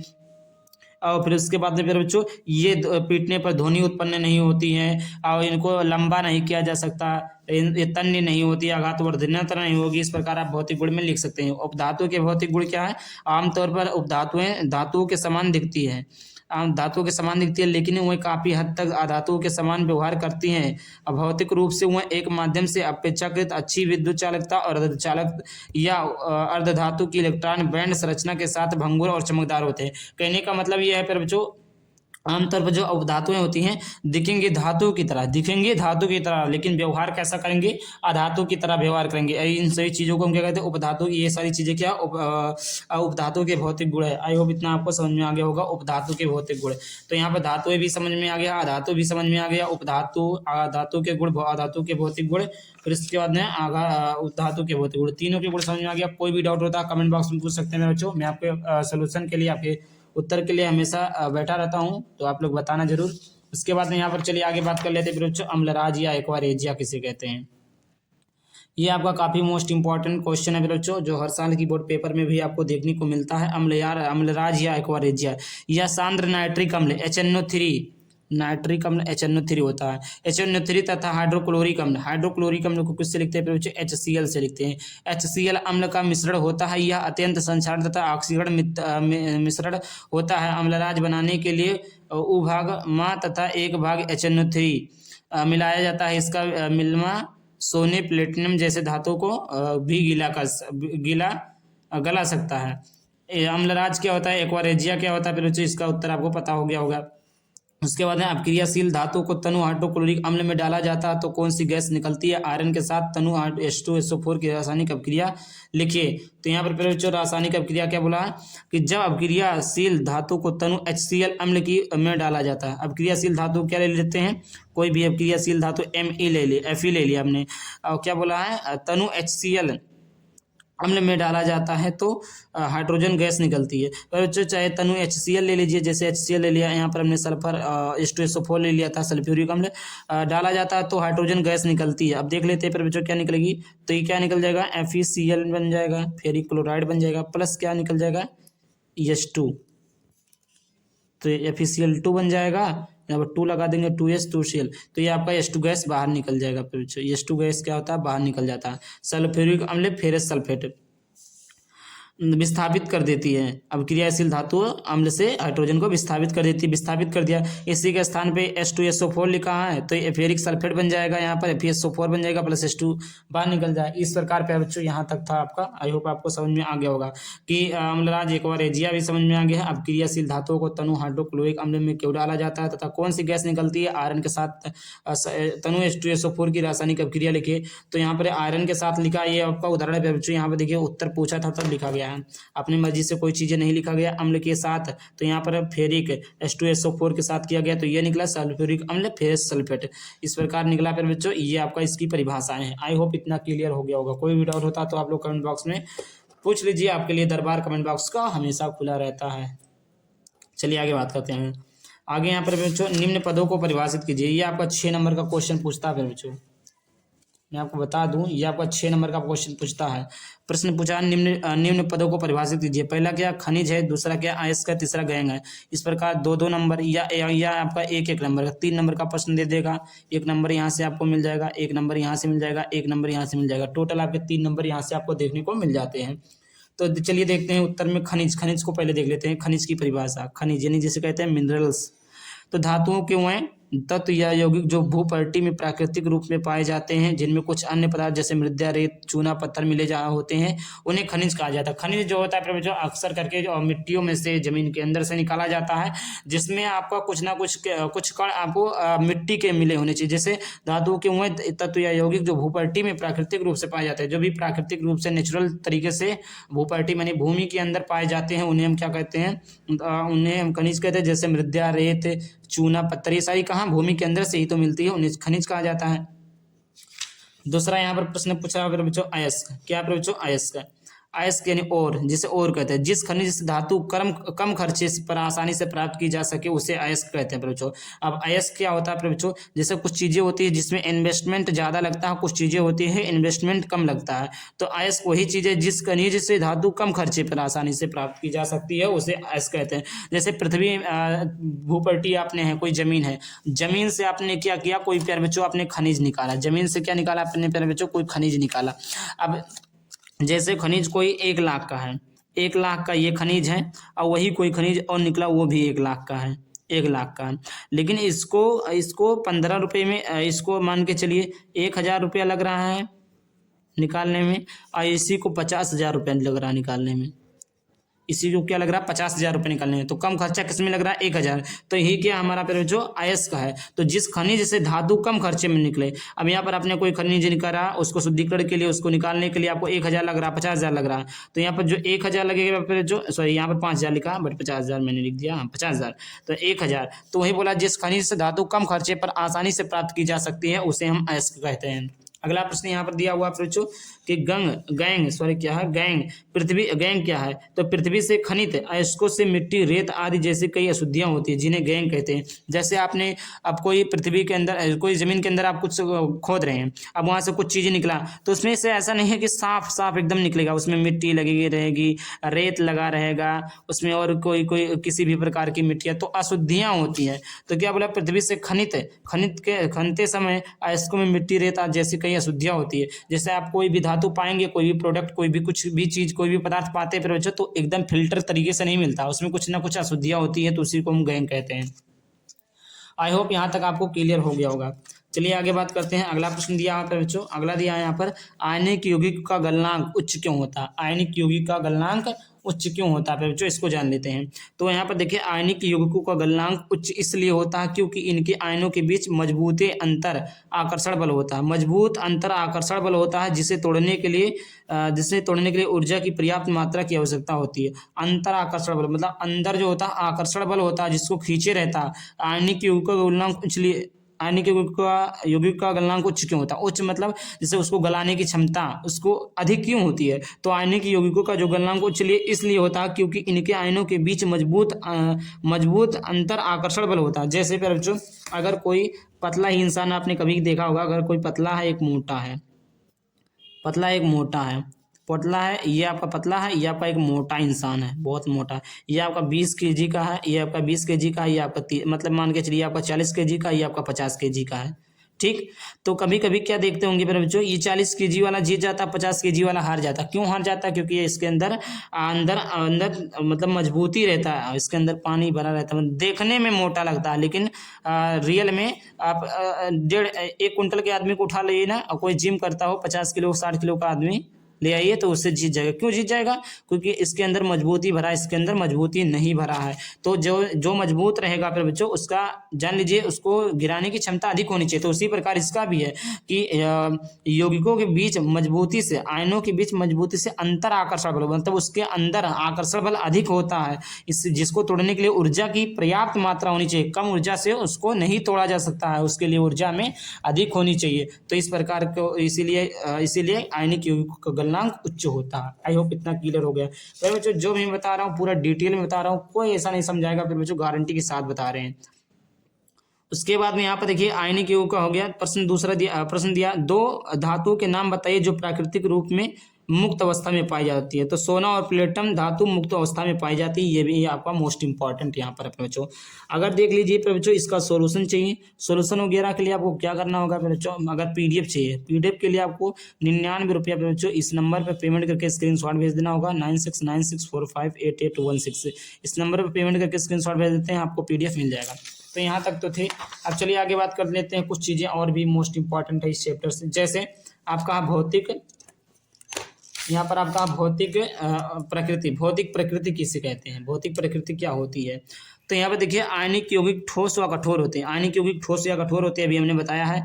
दाब डालने पर टुकड़ों में टूट जाते हैं। गलनांक व क्वथनांक क्या होता है, आयनिक यौगिक के गलनांक व क्वथनांक अधिक होते हैं। घुलनशीलता किसमें होती है, तो ये सामान्यतः जल में घुलनशील होते हैं। विद्युत चालकता, इनमें गलित अवस्था में विद्युत चालकता होती है। इस प्रकार ये चार थे, थोड़े थोड़े नॉलेज के लिए हैं, कभी कभी क्वेश्चन पूछ भी लेता है, ऐसी बात नहीं है। अगला मध्य अवक्रियशील धातु का निष्कर्षण। मध्य आपने पढ़ा होगा शुरुआत के क्रियाशील धातु का निष्कर्षण, यह आता है ज़्यादा इंपॉर्टेंट नहीं, लेकिन फिर भी पूछ लेता है मध्य क्रियाशील धातुओं का निष्कर्षण कैसे होता है दोस्तों। तो इस श्रेणी को धातुएं सल्फाइड व कार्बोनेट के रूप में पाई जाती है। धातुओं को उसके ऑक्साइड से प्राप्त करना अधिक आसान है। अब पहले जो क्या बोला है, इस श्रेणी की धातु सल्फाइड व कार्बोनेट के रूप में पाई जाती है। सल्फाइड एस क्या होता है आपका, जैसे जिंक सल्फाइड हो गया।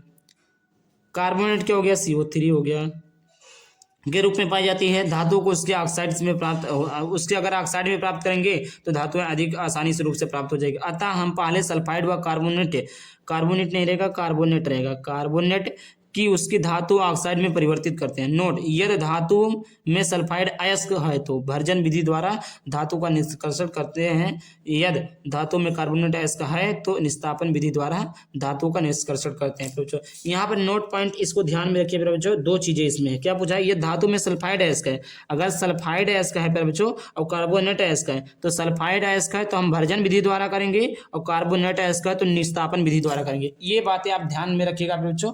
ये आपका जान लीजिए, ये आपका इंपॉर्टेंट चीजें है, कुछ लॉजिकल क्वेश्चन है। जैसे देखिए इस श्रेणी की धातु, अब देखिए इस श्रेणी की धातु सल्फाइड व कार्बोनेट है, तो सल्फाइड है कार्बोनेट के रूप में पाई जाती है। दो प्रकार से पाई जाती है, तो सल्फाइड को कैसे, कार्बोनेट को कैसे, धातु सल्फाइड को कैसे हम निकालेंगे और धातु कार्बोनेट को कैसे निकालेंगे उसको देखते हैं। धातु को उसके ऑक्साइड से प्राप्त करना अधिक आसान होता है। जैसे यदि सल्फाइड है इसका तो भर्जन विधि द्वारा निष्कर्षण करेंगे, और यदि धातु में कार्बोनेट है इसका तो निस्तापन विधि द्वारा करेंगे। अब यहाँ पर निष्कर्षण देख लेते हैं मध्य क्रियाशील धातु का। सल्फाइड है इसका, कार्बोनेट है इसका, वायु की उपस्थिति में अधिक ताप देंगे, फिर जो भर्जन विधि द्वारा, यहाँ पर देखिए भर्जन द्वारा, तो ऑक्साइड अपचायक जो करेंगे धातु, यहाँ पर करें जो ऑक्साइड होगा वो धातु का अपचायक हो। और उसके बाद में कार्बोनेट है इसका, इसमें सीमित वायु ताप देंगे, इसमें वायु की उपस्थिति और अधिक ताप, मतलब वायु की उपस्थिति अधिक होनी चाहिए और ताप भी, मतलब जो हवा वायु की उपस्थिति वो अधिक होनी चाहिए, और हीटिंग जो है ताप जो है वो दोनों अधिक होनी चाहिए। हवा भी वायु भी अधिक होनी चाहिए और ताप भी अधिक होना चाहिए। और इसमें क्या है, वायु आपका कम होना चाहिए और ताप भी आपका कम होना चाहिए।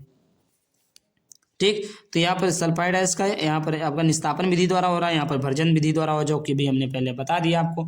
तो यहाँ पर क्या बना, धातु मिलेगा, इससे भी आपका ऑक्साइड से धातु, इससे ऑक्साइड से आपका धातु निकल जाएगा, यहाँ पर अपचायक होगा। अब यहाँ पर देखिए, जैसे यहाँ पर देखिए यहाँ पर जिंक सल्फाइड है, तो जिंक सल्फाइड तो 3O2 मिल गया, तो यहाँ पर जिंक ऑक्साइड मिल गया, जिंक सल्फाइड से जिंक ऑक्साइड मिल गया, और यहाँ पर सल्फर O2 SO2 निकल जाएगा, सल्फर डाइऑक्साइड निकल जाएगा। और जिंक कार्बोनेट से निस्तापन विधि द्वारा तो आपका जिंक ऑक्साइड निकल जाएगा प्लस कार्बन डाइऑक्साइड निकल जाएगा। तो इस प्रकार ये भर्जन विधि द्वारा या अपन निस्तापन विधि द्वारा है, ये आपको समझ में आ गया। भर्जन विधि द्वारा कैसे करेंगे, निस्तापन विधि द्वारा कैसे करेंगे, दोनों यहाँ पर ये आपका भर्जन विधि है, अपन निस्तापन विधि है। देख लीजिए जो समझाया वही चीज़ यहाँ पर लिखा हुआ है। चलिए आगे बात करते हैं। आगे आपका सोडियम केरोसिन में डुबो कर क्यों रखते हैं। सोडियम को केरोसिन मतलब क्या होता है, मिट्टी का तेल में डुबो कर क्यों रखते हैं। तो देखिए सोडियम एक अत्यंत अभिक्रियाशील धातु, आपको पता होगा, आपने एक्सपेरिमेंट रील वगैरह में देखा होगा, टीचर्स भी बताते होंगे आपको प्यारे बच्चों कि सोडियम को अगर पानी में फेंक दिया जाए तो ब्लास्ट हो जाता है। सोडियम को अगर हम पानी में छोटा सा टुकड़ा भेज दें, अगर 5 ग्राम का भी छोड़ दें प्यारे बच्चों, तो इसे बम की तरह ब्लास्ट हो जाता है। तो अभिक्रियाशील धातु है सोडियम। अब उससे अधिक क्रियाशील धातु तो पोटेशियम, लेकिन वो ज़्यादा यूज नहीं, सोडियम ज़्यादा यूज होता है। यह सामान्य ताप पर भी नमी तथा ऑक्सीजन के साथ तेजी से अभिक्रिया करता है। अगर ठंडा भी है मेरे बच्चों, मौसम अगर गर्म नहीं है, सामान्य ताप है, ना तो ज़्यादा ठंडा ना तो ज़्यादा गर्म है, फिर भी तेजी से अभिक्रिया करता है। ऐसा नहीं है कि इसको ज़्यादा धूप की आवश्यकता है या ज़्यादा ठंड की आवश्यकता नहीं। किंतु केरोसिन के साथ कोई अभिक्रिया नहीं करता। केरोसिन जो होता है जो मिट्टी के तेल, अगर उसमें हम डुबो कर रख दे बच्चों तो उससे कोई क्रियाशील करेगा ही नहीं। तो शुद्ध लोहा अत्यंत नरम होता है। अगर ये जो आजकल के मार्केट में लोकल लोहे आते हैं ये टूटता नहीं, लेकिन जो शुद्ध लोहे की बात करते हैं तो अत्यंत नरम होता है, जिससे आभूषण बनाना असंभव है। इस कारण इसमें कार्बन 0.05% मिलाया जाता है।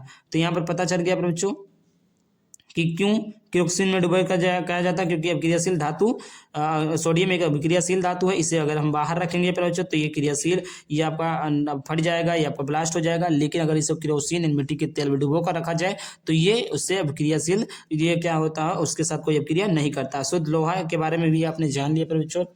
यहाँ से आगे बात करते हैं स्टेनलेस स्टील। स्टेनलेस स्टील क्या होता है, स्टील पर जल्दी से जंग न लगे इसी कारण लोहा प्लस निकल प्लस क्रोमियम मिलाकर स्टेनलेस स्टील बनाया जाता है। ट्रिक फेनिको, तो ये लोहा निकल और क्रोमियम, क्या क्रोमियम, इन तीनों को चीज़ को बनाकर। अभी आपसे पूछ ले स्टेनलेस स्टील क्या है, तो स्टील पर जल्दी से जंग ना लगने के कारण, देखिए स्टील ने आपने देखा होगा तो स्टील पर जंग लग जाती है, उसी को बचाने के लिए 3 चीज़ों को मिलाकर एक स्टेनलेस तैयार किया गया, जिसको लगाने से जंग नहीं लगेगा। वो क्या क्या था, लोहा निकल और क्रोमियम तीनों को मिलाकर। जैसे इसका ट्रिक भी बता दें, फेनिको, फे से फेरिक यानी लोहा, नी से निकिल यानी निफिल नहीं निकिल रहेगा, यहाँ पर निकिल है निकिल, क्रो से क्रोमियम, वो क्रो रहेगा क्रोमियम। इस प्रकार यहाँ पर बच्चों आपका समझ लीजिए चैप्टर नंबर 3 भी आपका कंप्लीट हो गया। अब बात करते हैं चैप्टर नंबर 4 की तरफ बच्चों। चैप्टर नंबर 4 है कार्बन एवं उसके यौगिक। क्या पर बच्चों, कार्बन एवं उसके यौगिक, इसका भी आपको पूरा 1 शॉट में देने वाला हूँ, इससे बाहर प्रश्न आ ही नहीं सकते बच्चों। जिन बच्चों ने अभी तक कुछ नहीं पढ़ा है तो इस वीडियो को जरूर देख कर जाइए, 100% आप टॉपर बनेंगे।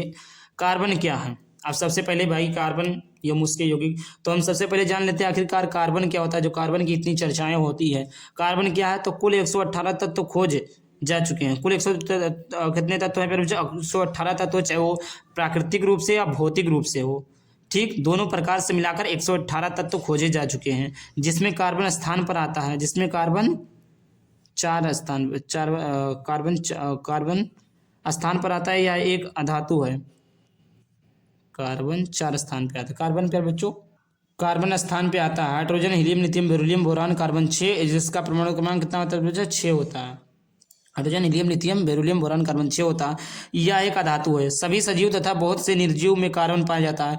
देखिए पर बच्चों आजकल के, चाहे वो इंसान हो, चाहे वो आपका निर्जीव हो या सजीव हो, दोनों चीज़ों में आपका इस समय कार्बन पाया जाता है। कार्बन का परमाणु क्रमांक 6 होता है तथा इसका इलेक्ट्रॉनिक विन्यास 2-4 होता है। यह चतुसंयोजिक है। चतुसंयोजिक का मतलब होता है बच्चों कार्बन 4 बॉन्ड बनाता है, यह आपका चतुसंयोजिक होता है। इसके बाह्यतम कोश में 4 इलेक्ट्रॉन होते हैं। यह एक कार्बन में सहसंयोजी बंध बनाने की प्रकृति होती है। प्रकृति में यह 0.03% उपस्थित होता है। प्रकृति में जो प्यारे बच्चों है 0.03% उपस्थित है। इसका परमाणु क्रमांक 2,4 होता है, क्योंकि 6 इसका परमाणु क्रमांक है, तो इसका इलेक्ट्रॉनिक विन्यास 2,4 होगा। आयतन कोष में 4 इलेक्ट्रॉन होते हैं। इस प्रकार कुछ नॉलेज वाली चीजें थी जिसको आपको जान लेना जरूरी है, तो इसको हमने आपको बता दिया। उसके बाद में यहाँ पे बच्चों सहसंयोजी आबंध, क्या पे बच्चों सहसंयोजी आबंध, इसको देख लेते हैं। सहसंयोजी आबंध कार्बन में सहसंयोजी आबंध बनाने की प्रकृति होती है, अर्थात यह न तो अपने इलेक्ट्रॉन त्यागता है और न ही अष्टक पूर्ण करने के लिए इलेक्ट्रॉन ग्रहण करता है। यह इलेक्ट्रॉन को साझा, क्या रहेगा बच्चों, साझा करने का गुण रखता है, जिसे सहसंयोजी आबंध कहते हैं। हम देखिए सहसंयोजी आबंध क्या होता है, जो कार्बन में सहसंयोजी आबंध बनाने की प्रकृति होती है, अर्थात न तो अपने इलेक्ट्रॉन त्यागेगा। अब इसका परमाणु क्रमांक कितना है, 2,4 है, तो ये ना तो त्यागता है फिर बच्चों, ना तो ग्रहण करता है, बल्कि एक दूसरे के साथ साझा करता है, और ना ही अष्टक पूरा करने, ना तो किसी से लेकर अपना अष्टक 8 करता है, मतलब पूरा करता है, बल्कि ये इलेक्ट्रॉन क्या करता है, साझा करता है, ग्रहण करता है, के लिए इलेक्ट्रॉन ग्रहण करता है। यह इलेक्ट्रॉन को साझा करने का गुण दे रखता है, मतलब ना तो देगा भैया, ना तो लेगा, ना तो मुझे देना, ना तो मुझे लेना है, मुझे साझा करना है, आज तुम दे दो कल हम ले लेंगे, तो इस प्रकार साझा करने देता है। आगे बात करते हैं पर बच्चों, यहाँ पर है 4 इलेक्ट्रॉन क्यों नहीं देता, 4 इलेक्ट्रॉन क्यों नहीं देता। यदि ये 4 इलेक्ट्रॉन दे देगा तो इसके नाभिक में उपस्थित 6 प्रोटॉन ज्यादा होंगे। जब बाह्यतम कोश में 20 रह जाएंगे, इसके नाभिक भारी हो जाएगा। 4 इलेक्ट्रॉन क्यों नहीं ग्रहण करता। अब देखिए इसमें 2 चीजें थी कि 4 इलेक्ट्रॉन देता क्यों नहीं है। अब देखिए इसमें क्या है, साझा करता है। अब ये भी तो प्रश्न आ सकता है कि 4 इलेक्ट्रॉन क्यों नहीं देता है, और ये भी प्रश्न आ सकता है ग्रहण करता है। 4 इलेक्ट्रॉन क्यों नहीं देता और 4 इलेक्ट्रॉन क्यों नहीं ग्रहण करता, दोनों क्वेश्चन आ जाता है। तो यदि 4 इलेक्ट्रॉन दे देगा तो उसके नाभिक में 6 प्रोटॉन ज्यादा हो जाएंगे। प्रोटॉन कितना हो जाएगा, 6 ज्यादा हो जाएगा।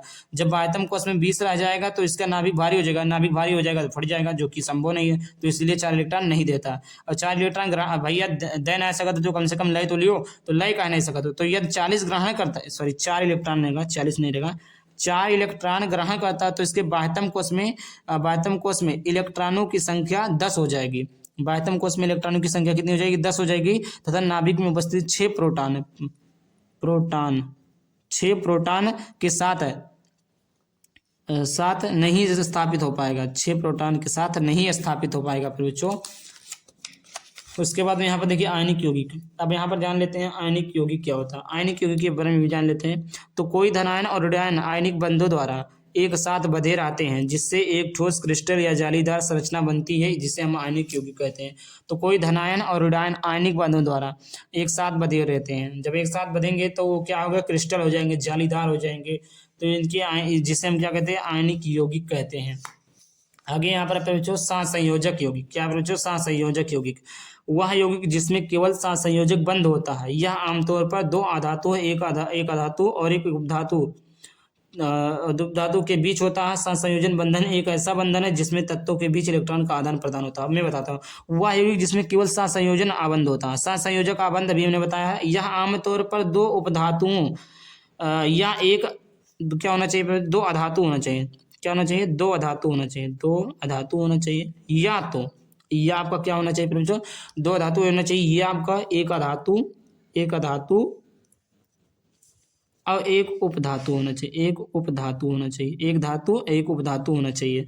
तत्व जो धातु और अधातु दोनों के गुण साझा करता है, के बीच होता है। इन दोनों के क्या होता है, बीच होता है। सहसंयोजन बंधन एक ऐसा बंधन है जिसमें तत्वों के बीच इलेक्ट्रॉन का आदान प्रदान होता है। अभी मैंने बता दिया ना ये चीजें, आई होप आपको डाउट नहीं होगा। अगर कोई भी डाउट होता तो कमेंट बॉक्स में पूछ सकते हैं, उसका सोल्यूशन मैं आपको दे दूंगा। यहाँ से हो गया।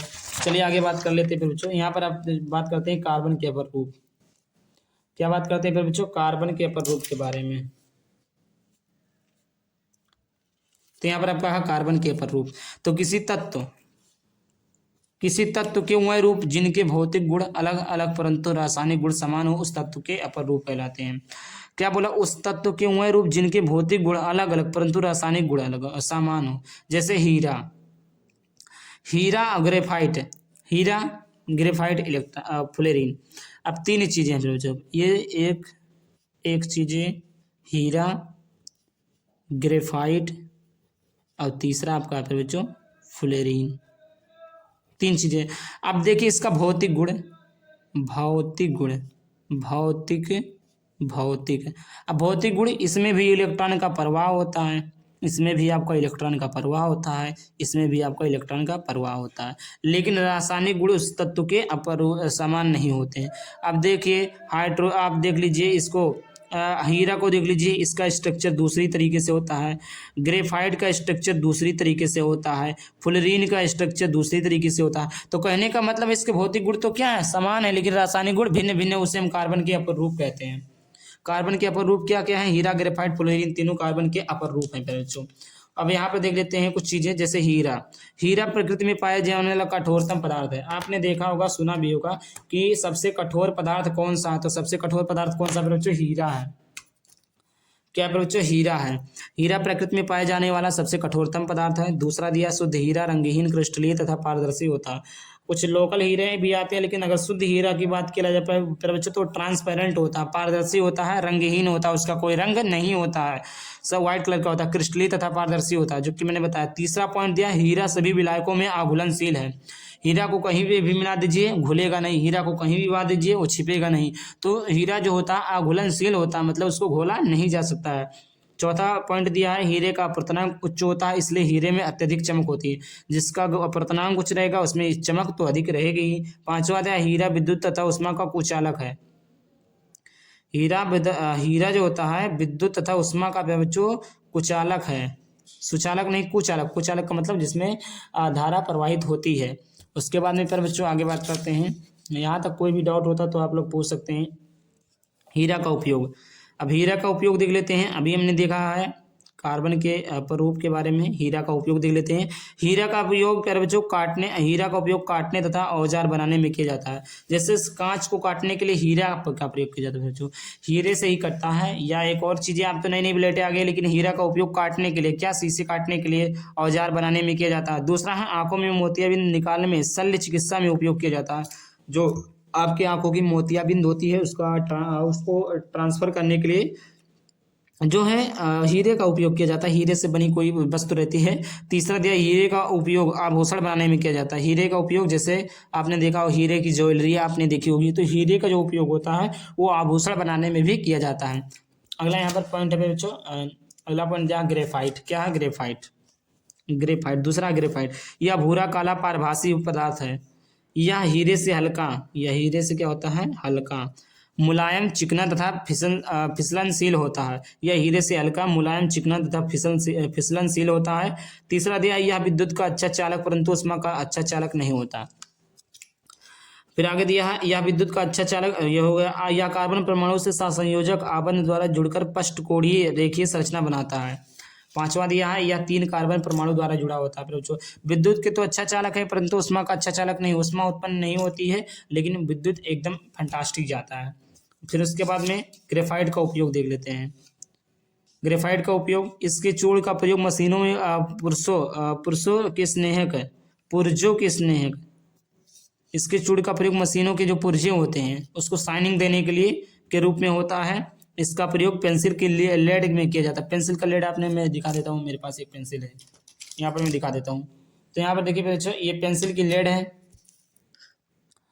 ये यहाँ पर देखिए आपकी पेंसिल की लेड है। इसका जो है ये किसका बना होता है, ये ग्रेफाइट का बना होता है। किसका बना होता है, ये आपका ग्रेफाइट का बना होता है। तो इसका प्रयोग पेंसिल की लीड में किया जाता है। इसे काला लेड या प्लेम्बो कहते हैं, काला लेड या प्लेम्बो कहते हैं, क्योंकि ये बच्चों आपने देखा होगा ये काले कलर का होता है। यहाँ पर ये आपका क्या ग्रेफाइट है, क्या ग्रेफाइट है। इसका प्रयोग सेलों के इलेक्ट्रोड में किया जाता है। अभी मेरे पास सेल नहीं है, वरना दिखा देते। आपने अपने के घरों में जो सेल वाली बैटरी उपयोग होती थी पहले, आपने देखा होगा जब उसको खोलते होंगे तब ब्लैक ब्लैक निकलता है, तो उसके अंदर जो रहता है वो ग्रेफाइट ही रहता है, क्योंकि ये उष्मा का अच्छा ये विद्युत का अच्छा चालक होता है। चलिए बात करते हैं आगे। तो यहाँ पर देखते हैं फ्लोरीन क्या होता है। सारे टॉपिक को कवर करेंगे बच्चों, चाहे हीरा ग्रेफाइट फ्लोरीन, हीरा का प्रयोग उपयोग, गुण, भौतिक गुण, उसी प्रकार फ्लोरीन का भी हम देख लेते हैं। तो फ्लोरीन का इसका नाम वकमिनिस्टर फ्लोरीन नामक वैज्ञानिक के नाम पर रखा गया। यह फुटबॉल के आकार का होता है। कैसा होता है बच्चों, फुटबॉल के आकार का होता है। पंचकोणीय संरचना होती है बच्चों, ये ऐसे ऐसे रहेगा, ऐसे ऐसे, मतलब मिला जुला के आपको एक गोले में रहेगा। एक क्या रहेगा, गोले में रहेगा। किस में रहेगा बच्चों, गोले में रहेगा। अब उसके बाद देख लेते हैं, ये सबसे पहले C60 के रूप में फ्लोरीन की पहचान किया गया। C60 के रूप में फ्लोरीन की पहचान किया गया। कार्बन में आबंध, क्या पर बच्चों, कार्बन में आबंध देख लेते हैं। कार्बन में आबंध। तो कार्बन के बाह्यतम कोष में 4 इलेक्ट्रॉन होते हैं। कार्बन की बाहरी कोष पूर्ण करने के लिए या तो 4 इलेक्ट्रॉन खोने होंगे या तो प्राप्त करने होंगे, परंतु कार्बन अपने इलेक्ट्रॉन को ना तो देता है और ना ही इलेक्ट्रॉन ग्रहण करता है, या अपने इलेक्ट्रॉन की साझा करता है ताकि उत्कृष्ट गैस प्राप्त की जा सके। अभी वो चीज़ें हमने तो पहले बता दिया, कार्बन में आबंध, ये चीज़ें हमने आपको पहले ही समझा दिया कि ना तो वो लेगा ना तो देगा, बट कि वो एक दूसरे के साथ क्या करेगा, साझा करेगा। अब बात करते हैं हाइड्रोकार्बन। क्या है, बात करते हैं पहले जो हाइड्रोकार्बन की बात करते हैं। कार्बन अपनी संयोजक पूर्ण करने के लिए हाइड्रोजन के साथ अपने को साझा करके श्रृंखला का निर्माण करता है, जिसे हाइड्रोकार्बन कहते हैं। हाइड्रोकार्बन यहाँ पर देख लीजिए फिर बच्चों, हाइड्रोकार्बन पे बच्चों वेरी मोस्ट इंपॉर्टेंट टॉपिक है, जीवन भर काम आएगा। अगर आप केमिस्ट्री पढ़ते हैं तो आपको जीवन भर काम आएगा बच्चों। जैसे कार्बन का अपनी संयोजकता पूर्ण करने के लिए हाइड्रोजन के साथ अपने को साझा करके, अब यहाँ पर देखिए जैसे यहाँ पर क्या था, 3 और 3 6 और 2 8, यहाँ पर क्या था जो C3H8 था, C3H8 था।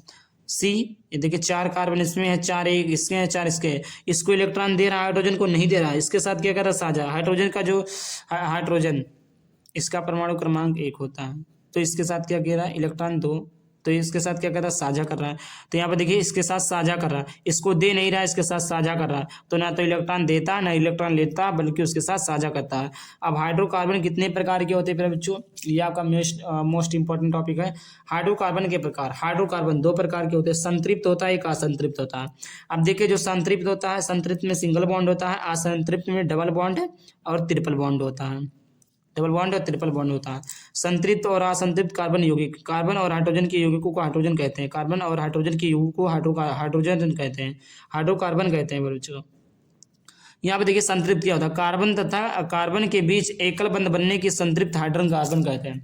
अगर कार्बन है फिर बच्चों, इसके बीच में सिंगल बॉन्ड बना है, तो इसे हम क्या कहेंगे फिर बच्चों, ये संतृप्त कहेंगे। सी सिंगल बॉन्ड एकल बंध एल्केन कहेंगे, क्योंकि यहाँ एकल बंध बनना है। असंतृप्त क्या होता है, कार्बन तथा कार्बन के बीच द्विबंध या त्रिबंध बनने की त्रिबंध बनने को असंतृप्त हाइड्रोकार्बन कहते हैं। जैसे सी डबल बॉन्ड बन गया, सी ये ट्रिपल बॉन्ड बन गया, तो इसे हम क्या कहेंगे पर बच्चों, इसे हम कहेंगे असंतृप्त कहेंगे। क्या कहेंगे पर बच्चों, असंतृप्त कहेंगे। क्या कहेंगे पर बच्चों, असंतृप्त कहेंगे। इसे क्या कहेंगे, असंतृप्त कहेंगे बच्चों।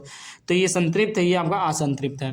तो यहाँ से आपको क्लियर हो गया संतृप्त किसे कहते हैं, असंतृप्त किसे कहते हैं। फिर जो संतृप्त और असंतृप्त वेरी मोस्ट इंपॉर्टेंट टॉपिक है, फिर जो ये आता ही आता है, अभी इस पे न्यूमेरिकल भी पूछा जाएगा। अब हाइड्रोकार्बन संतृप्त असंतृप्त, कार्बन परमाणु के बीच में एकल बंध अभी हमने बताया, असंतृप्त कार्बन परमाणु के बीच में द्विबंध, जो कि अभी हमने बताया, या त्रिबंध होता है, एल्काइन। अगर सिंगल बॉन्ड है फिर बच्चों, अगर यहाँ पे देखिए एल्केन है, तो यहाँ पर सिंगल बॉन्ड होता है। एल्कीन है आपका डबल बॉन्ड होता है। एल्काइन है फिर बच्चों, तो यहाँ पर आपका ट्रिपल बॉन्ड होता है। एल्केन एल्काइन ये आपका होता है।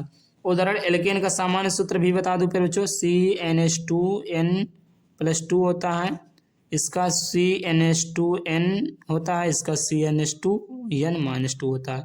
अब मैं इसको आपको याद करने की एक ट्रिक बता दे रहा हूँ, जिंदगी भर नहीं भूलेंगे फिर बच्चों, ये मेरा वादा है। आप ये ट्रिक देख लीजिए फिर बच्चों, जिंदगी भर नहीं भूलेंगे। देखिए मैं बताता हूँ, यहाँ पर लिखना नहीं है, मैं आपको ट्रिक बता रहा हूँ। सटा के मतलब 2 सट गया, हटा के मतलब 2 हट गया, घटा के मतलब 2 घट गया। ये आपका ट्रिक है, एक याद कर ली। CnH2n सटा के मतलब 2 सट गया, हटा के 2 हट गया, घटा के मतलब 2 घट गया। ये चीज़ें हैं। यहाँ पर देखिए सामान्य सूत्र इसका लिखा हुआ है बच्चों कि CnH2n+2 होता है, CnH2n होता है, CnH2n-2 होता है। यहाँ पर आप लोगों ने देख भी लिया। फिर बच्चों इतना आसान शायद बात कोई बताएगा, इसीलिए मैं आपको बता दे रहा हूँ। आप लोग देख लीजिए, पढ़ लीजिए, जीवन में बहुत काम आएगा बच्चों, आप एक अच्छा नंबर भी लेकर आएंगे। चलिए आगे बात कर लेते हैं बच्चों। आगे भी अभी बहुत सारे टॉपिक है बच्चों। संतृप्त और असंतृप्त हाइड्रोकार्बन में अंतर, ये बहुत ही लंबा चैप्टर पे। जो संतृप्त क्या होता है, असंतृप्त हाइड्रोकार्बन क्या होता है। हाइड्रोकार्बन क्या होता है, हाइड्रोजन और कार्बन से बने यौगिक को हाइड्रोकार्बन कहते हैं। संतृप्त हाइड्रोकार्बन क्या होता है, यह कम क्रियाशील होते हैं या अधिक क्रियाशील होते हैं। संतृप्त हाइड्रोकार्बन जो होते हैं बच्चों, यह कम क्रियाशील होते हैं, कम क्या होते हैं बच्चों, कम क्रियाशील होते हैं, और ये आपका अधिक क्रियाशील होते हैं। यह मुख्य रूप से प्रतिस्थापन क्रिया नहीं प्रदर्शित करता। क्या नहीं करता? प्रतिस्थापन क्रिया नहीं प्रदर्शित करता। यह मुख्य रूप से योगात्मक अभिक्रिया प्रदर्शित करता है प्यारे बच्चों। उसकी योगात्मक, ये योजन ओजोन के साथ ओजोनाइड नहीं बनाते हैं, ओजोनाइड नहीं बनाते हैं। ये ओजोनाइड, क्या प्यारे बच्चों? ओजोन, ये ओजोन के साथ क्रिया कर ओजोनाइड बनाते हैं। उसके बाद ये KMnO4 रहेगा, केवल KMnO4 की क्षारीय विलयन को गुलाबी रंग नहीं उड़ाते हैं। क्या है? गुलाबी रंग नहीं उड़ाते हैं। ये KMnO4 के क्षारीय विलयन का गुलाबी रंग उड़ा देते हैं। ये डिफरेंस था बच्चों। ये आपका समझ लीजिए बच्चों 3 नंबर का प्रश्न है ये 3 नंबर का बोर्ड एग्जाम में पूछा जाएगा बच्चों। एक ही अंतर है, ये संतृप्त और असंतृप्त कार्बन, जो कि केमिस्ट्री में है। अगर अंतर आता है तो 100% यहाँ से आएगा बच्चों। चलिए आगे बात कर लेते हैं बच्चों सजातीय श्रेणी। क्या है बच्चों? सजातीय श्रेणी क्या होता है? सजातीय श्रेणी कार्बनिक यौगिकों का वह समूह जिनमें प्रत्येक यौगिक का पर्याकात्मक समूह समान होता है और इन यौगिकों को बदलते हुए घटते हुए आणविक द्रव्यमान के क्रम में, या क्रम नहीं रहेगा, क्रम में रखा जाता है। उससे हम जैसे CH3 हो गया, C2H5 हो गया, C3H7 हो गया। क्या हो रहा है बच्चों? इसमें CH2 बढ़ता जा रहा है। CH2 क्या हो रहा है बच्चों? बढ़ता जा रहा है। तो सजातीय श्रेणी इसी को कहते हैं, जिसको क्रम में लिखा हो। देखिए इसमें क्रम कोई दिक्कत है, क्या बढ़ा रहा है? CH2 जुड़ा तो C2H5 हो गया, C2H5 फिर CH2 जुड़ा तो C3H7 हो गया, इसी प्रकार C4H9 हो जाएगा। तो ये आपका सजातीय श्रेणी हो गया बच्चों। ऐसे आणविक द्रव्यमान के क्रम में रखा जाता है। अगला यहाँ पर है सजातीय श्रेणी की विशेषताएं। तो यहाँ पर देखिए श्रेणी के सभी यौगिक का सामान्य सूत्र समान होता है। श्रेणी के सभी यौगिकों का सामान्य सूत्र समान होता है। किन्हीं दो क्रमागत सदस्यों के मध्य CH2 का अनिश्चित अंतर होता है। क्या होता है बच्चों? किन्हीं दो क्रमागत सदस्यों के मध्य CH2 का अंतर होता है, जो कि भी हमने बताया कि CH2 इन तीनों CH2 का अंतर होता है। अगला दिया आप जो तीसरा पॉइंट, आणविक द्रव्यमान बढ़ने के साथ साथ किसी भी श्रेणी के सदस्यों के भौतिक गुणों में कार्मिक परिवर्तन आता है। क्या आता है बच्चों? कार्मिक परिवर्तन आता है।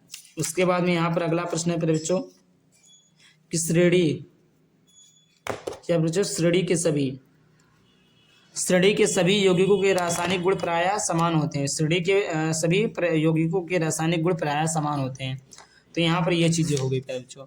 उसके बाद में यहाँ पर देखिए बच्चों आगे का प्रश्न, कोई भी डाउट होता है बच्चों आप लोग कमेंट बॉक्स में पूछ सकते हैं। कोयले तथा पेट्रोलियम का निर्माण कैसे होता है? क्या बच्चों? कोयले तथा पेट्रोलियम का निर्माण कैसे होता है, उसको हम देख लेते हैं। तो कोयले तथा पेट्रोलियम का निर्माण जैव मात्रा से हुआ है। किससे हुआ था? जैव मात्रा से हुआ है। जैव मात्रा के निर्माण जैविकीय तथा भूवैज्ञानिक प्रक्रियाओं पर निर्भर करते हैं। तीसरा दिया कोयला लाखों वर्ष पुराने वृक्षों, फन तथा अन्य पौधों का अवशेष है। चौथा दिया संभवतः भूगर्भ अथवा ज्वालामुखी। क्या? ज्वालामुखी फटने के कारण ये धरती में चट्टानों की परतों के नीचे दब गए थे तथा धीरे धीरे क्षय होकर कोयला बने। अब देखिए इसके कहने का मतलब संभवतः मतलब ये नहीं एकदम एग्जैक्ट नहीं बता रहा 100%, लेकिन संभव प्रयास है। जब भूकंप वगैरह आता है तो ज्वालामुखी फटता है तो फिर ज्वालामुखी फटने के कारण धरती में चट्टानों की परतों के नीचे दब गए थे। मतलब जब वहाँ से निकलता बारूद वगैरह निकलता है, टूटता पड़ता है, तो वहाँ अंदर जम जाते हैं, जो आग होते हैं वो जम जाते हैं। तो जो जमते हैं पर बच्चों वो किसके रूप में ले लेता है? वो आपका कोयले पेट्रोलियम का निर्माण करता है। धीरे धीरे होकर कोयला बन जाते हैं। क्या बन जाते हैं बच्चों? कोयला बन जाते हैं। आगे बात करते हैं पेट्रोलियम का निर्माण। कोयले का निर्माण हो गया। कोयले का निर्माण कैसे होता है ये हमने बता दिया। पेट्रोलियम का निर्माण देख लेते हैं। तो पहला, तेल तथा गैस लाखों वर्ष पुराने छोटे वर्ष समुद्री पौधों तथा जीवों के अवशेष हैं। उनके मृत होने पर उनके शरीर समुद्र तल में डूब गए। उन मृत अवशेषों पर बैक्टीरिया के आक्रमण से प्रबल दाब के कारण तेल तथा गैस का निर्माण होता है। पर बच्चों मैं आपको बता दूं तेल का निर्माण कैसे होता है। ये बहुत पुरानी कहानी है पर बच्चों। जैसे तेल तथा गैस लाखों वर्ष पुराने हैं, ऐसा नहीं है कि अभी 10-15 वर्षों से निकल रहा है। पृथ्वी का जो एक बार खात्मा हुआ था उसमें जो कि थे मनुष्य थे। क्या थे? तेल तथा गैस लाखों पुराने वर्षों छोटे वर्ष समुद्री पौधे तथा जीव के अवशेष, मतलब जो जीव जंतु इंसान और सारी चीजें थी वो उन समुद्र तल में डूब गए थे। समुद्र तल में मतलब पूरे समुद्र में डूब गए थे। समुद्र में डूबने के कारण उन मृत अवशेषों पर बैक्टीरिया, मतलब जो इंसान मर जाता है उसमें बैक्टीरिया, कीड़े मकोड़े, ये सारी चीजें प्रबल दाब के आक्रमण से प्रबल दाब के कारण तेल तथा गैस का निर्माण हुआ। इस प्रकार यहाँ से बच्चों आगे यहाँ पर बात करते हैं संकलन अभिक्रिया क्या होता है। संकलन एक प्रकार का प्यारे बच्चों जो होता है वो आपका संयोजन अभिक्रिया के अंतर्गत आता है। संकलन अभिक्रिया, चलिए बात करते हैं संकलन अभिक्रिया क्या होती है। तो संकलन क्रिया पैलेडियम या निकेल जैसे उत्प्रेरकों की उपस्थिति में असंतृप्त हाइड्रोकार्बन में हाइड्रोजन जोड़कर संतृप्त हाइड्रोकार्बन बनाते हैं। क्या बोला प्यारे बच्चों, पैलेडियम Pb, निकेल Ni जैसे उत्प्रेरकों की स्थिति में हाइड्रोकार्बन में हाइड्रोजन जोड़कर संतृप्त हाइड्रोकार्बन बनाते हैं। जैसे यहाँ पर एल्केन या चीजें एल्केन है, तो इस प्रकार आर इधर आ गया, ये चीजें आपको बन गया किसकी उपस्थिति में, निकल या पैलेडियम की उपस्थिति में।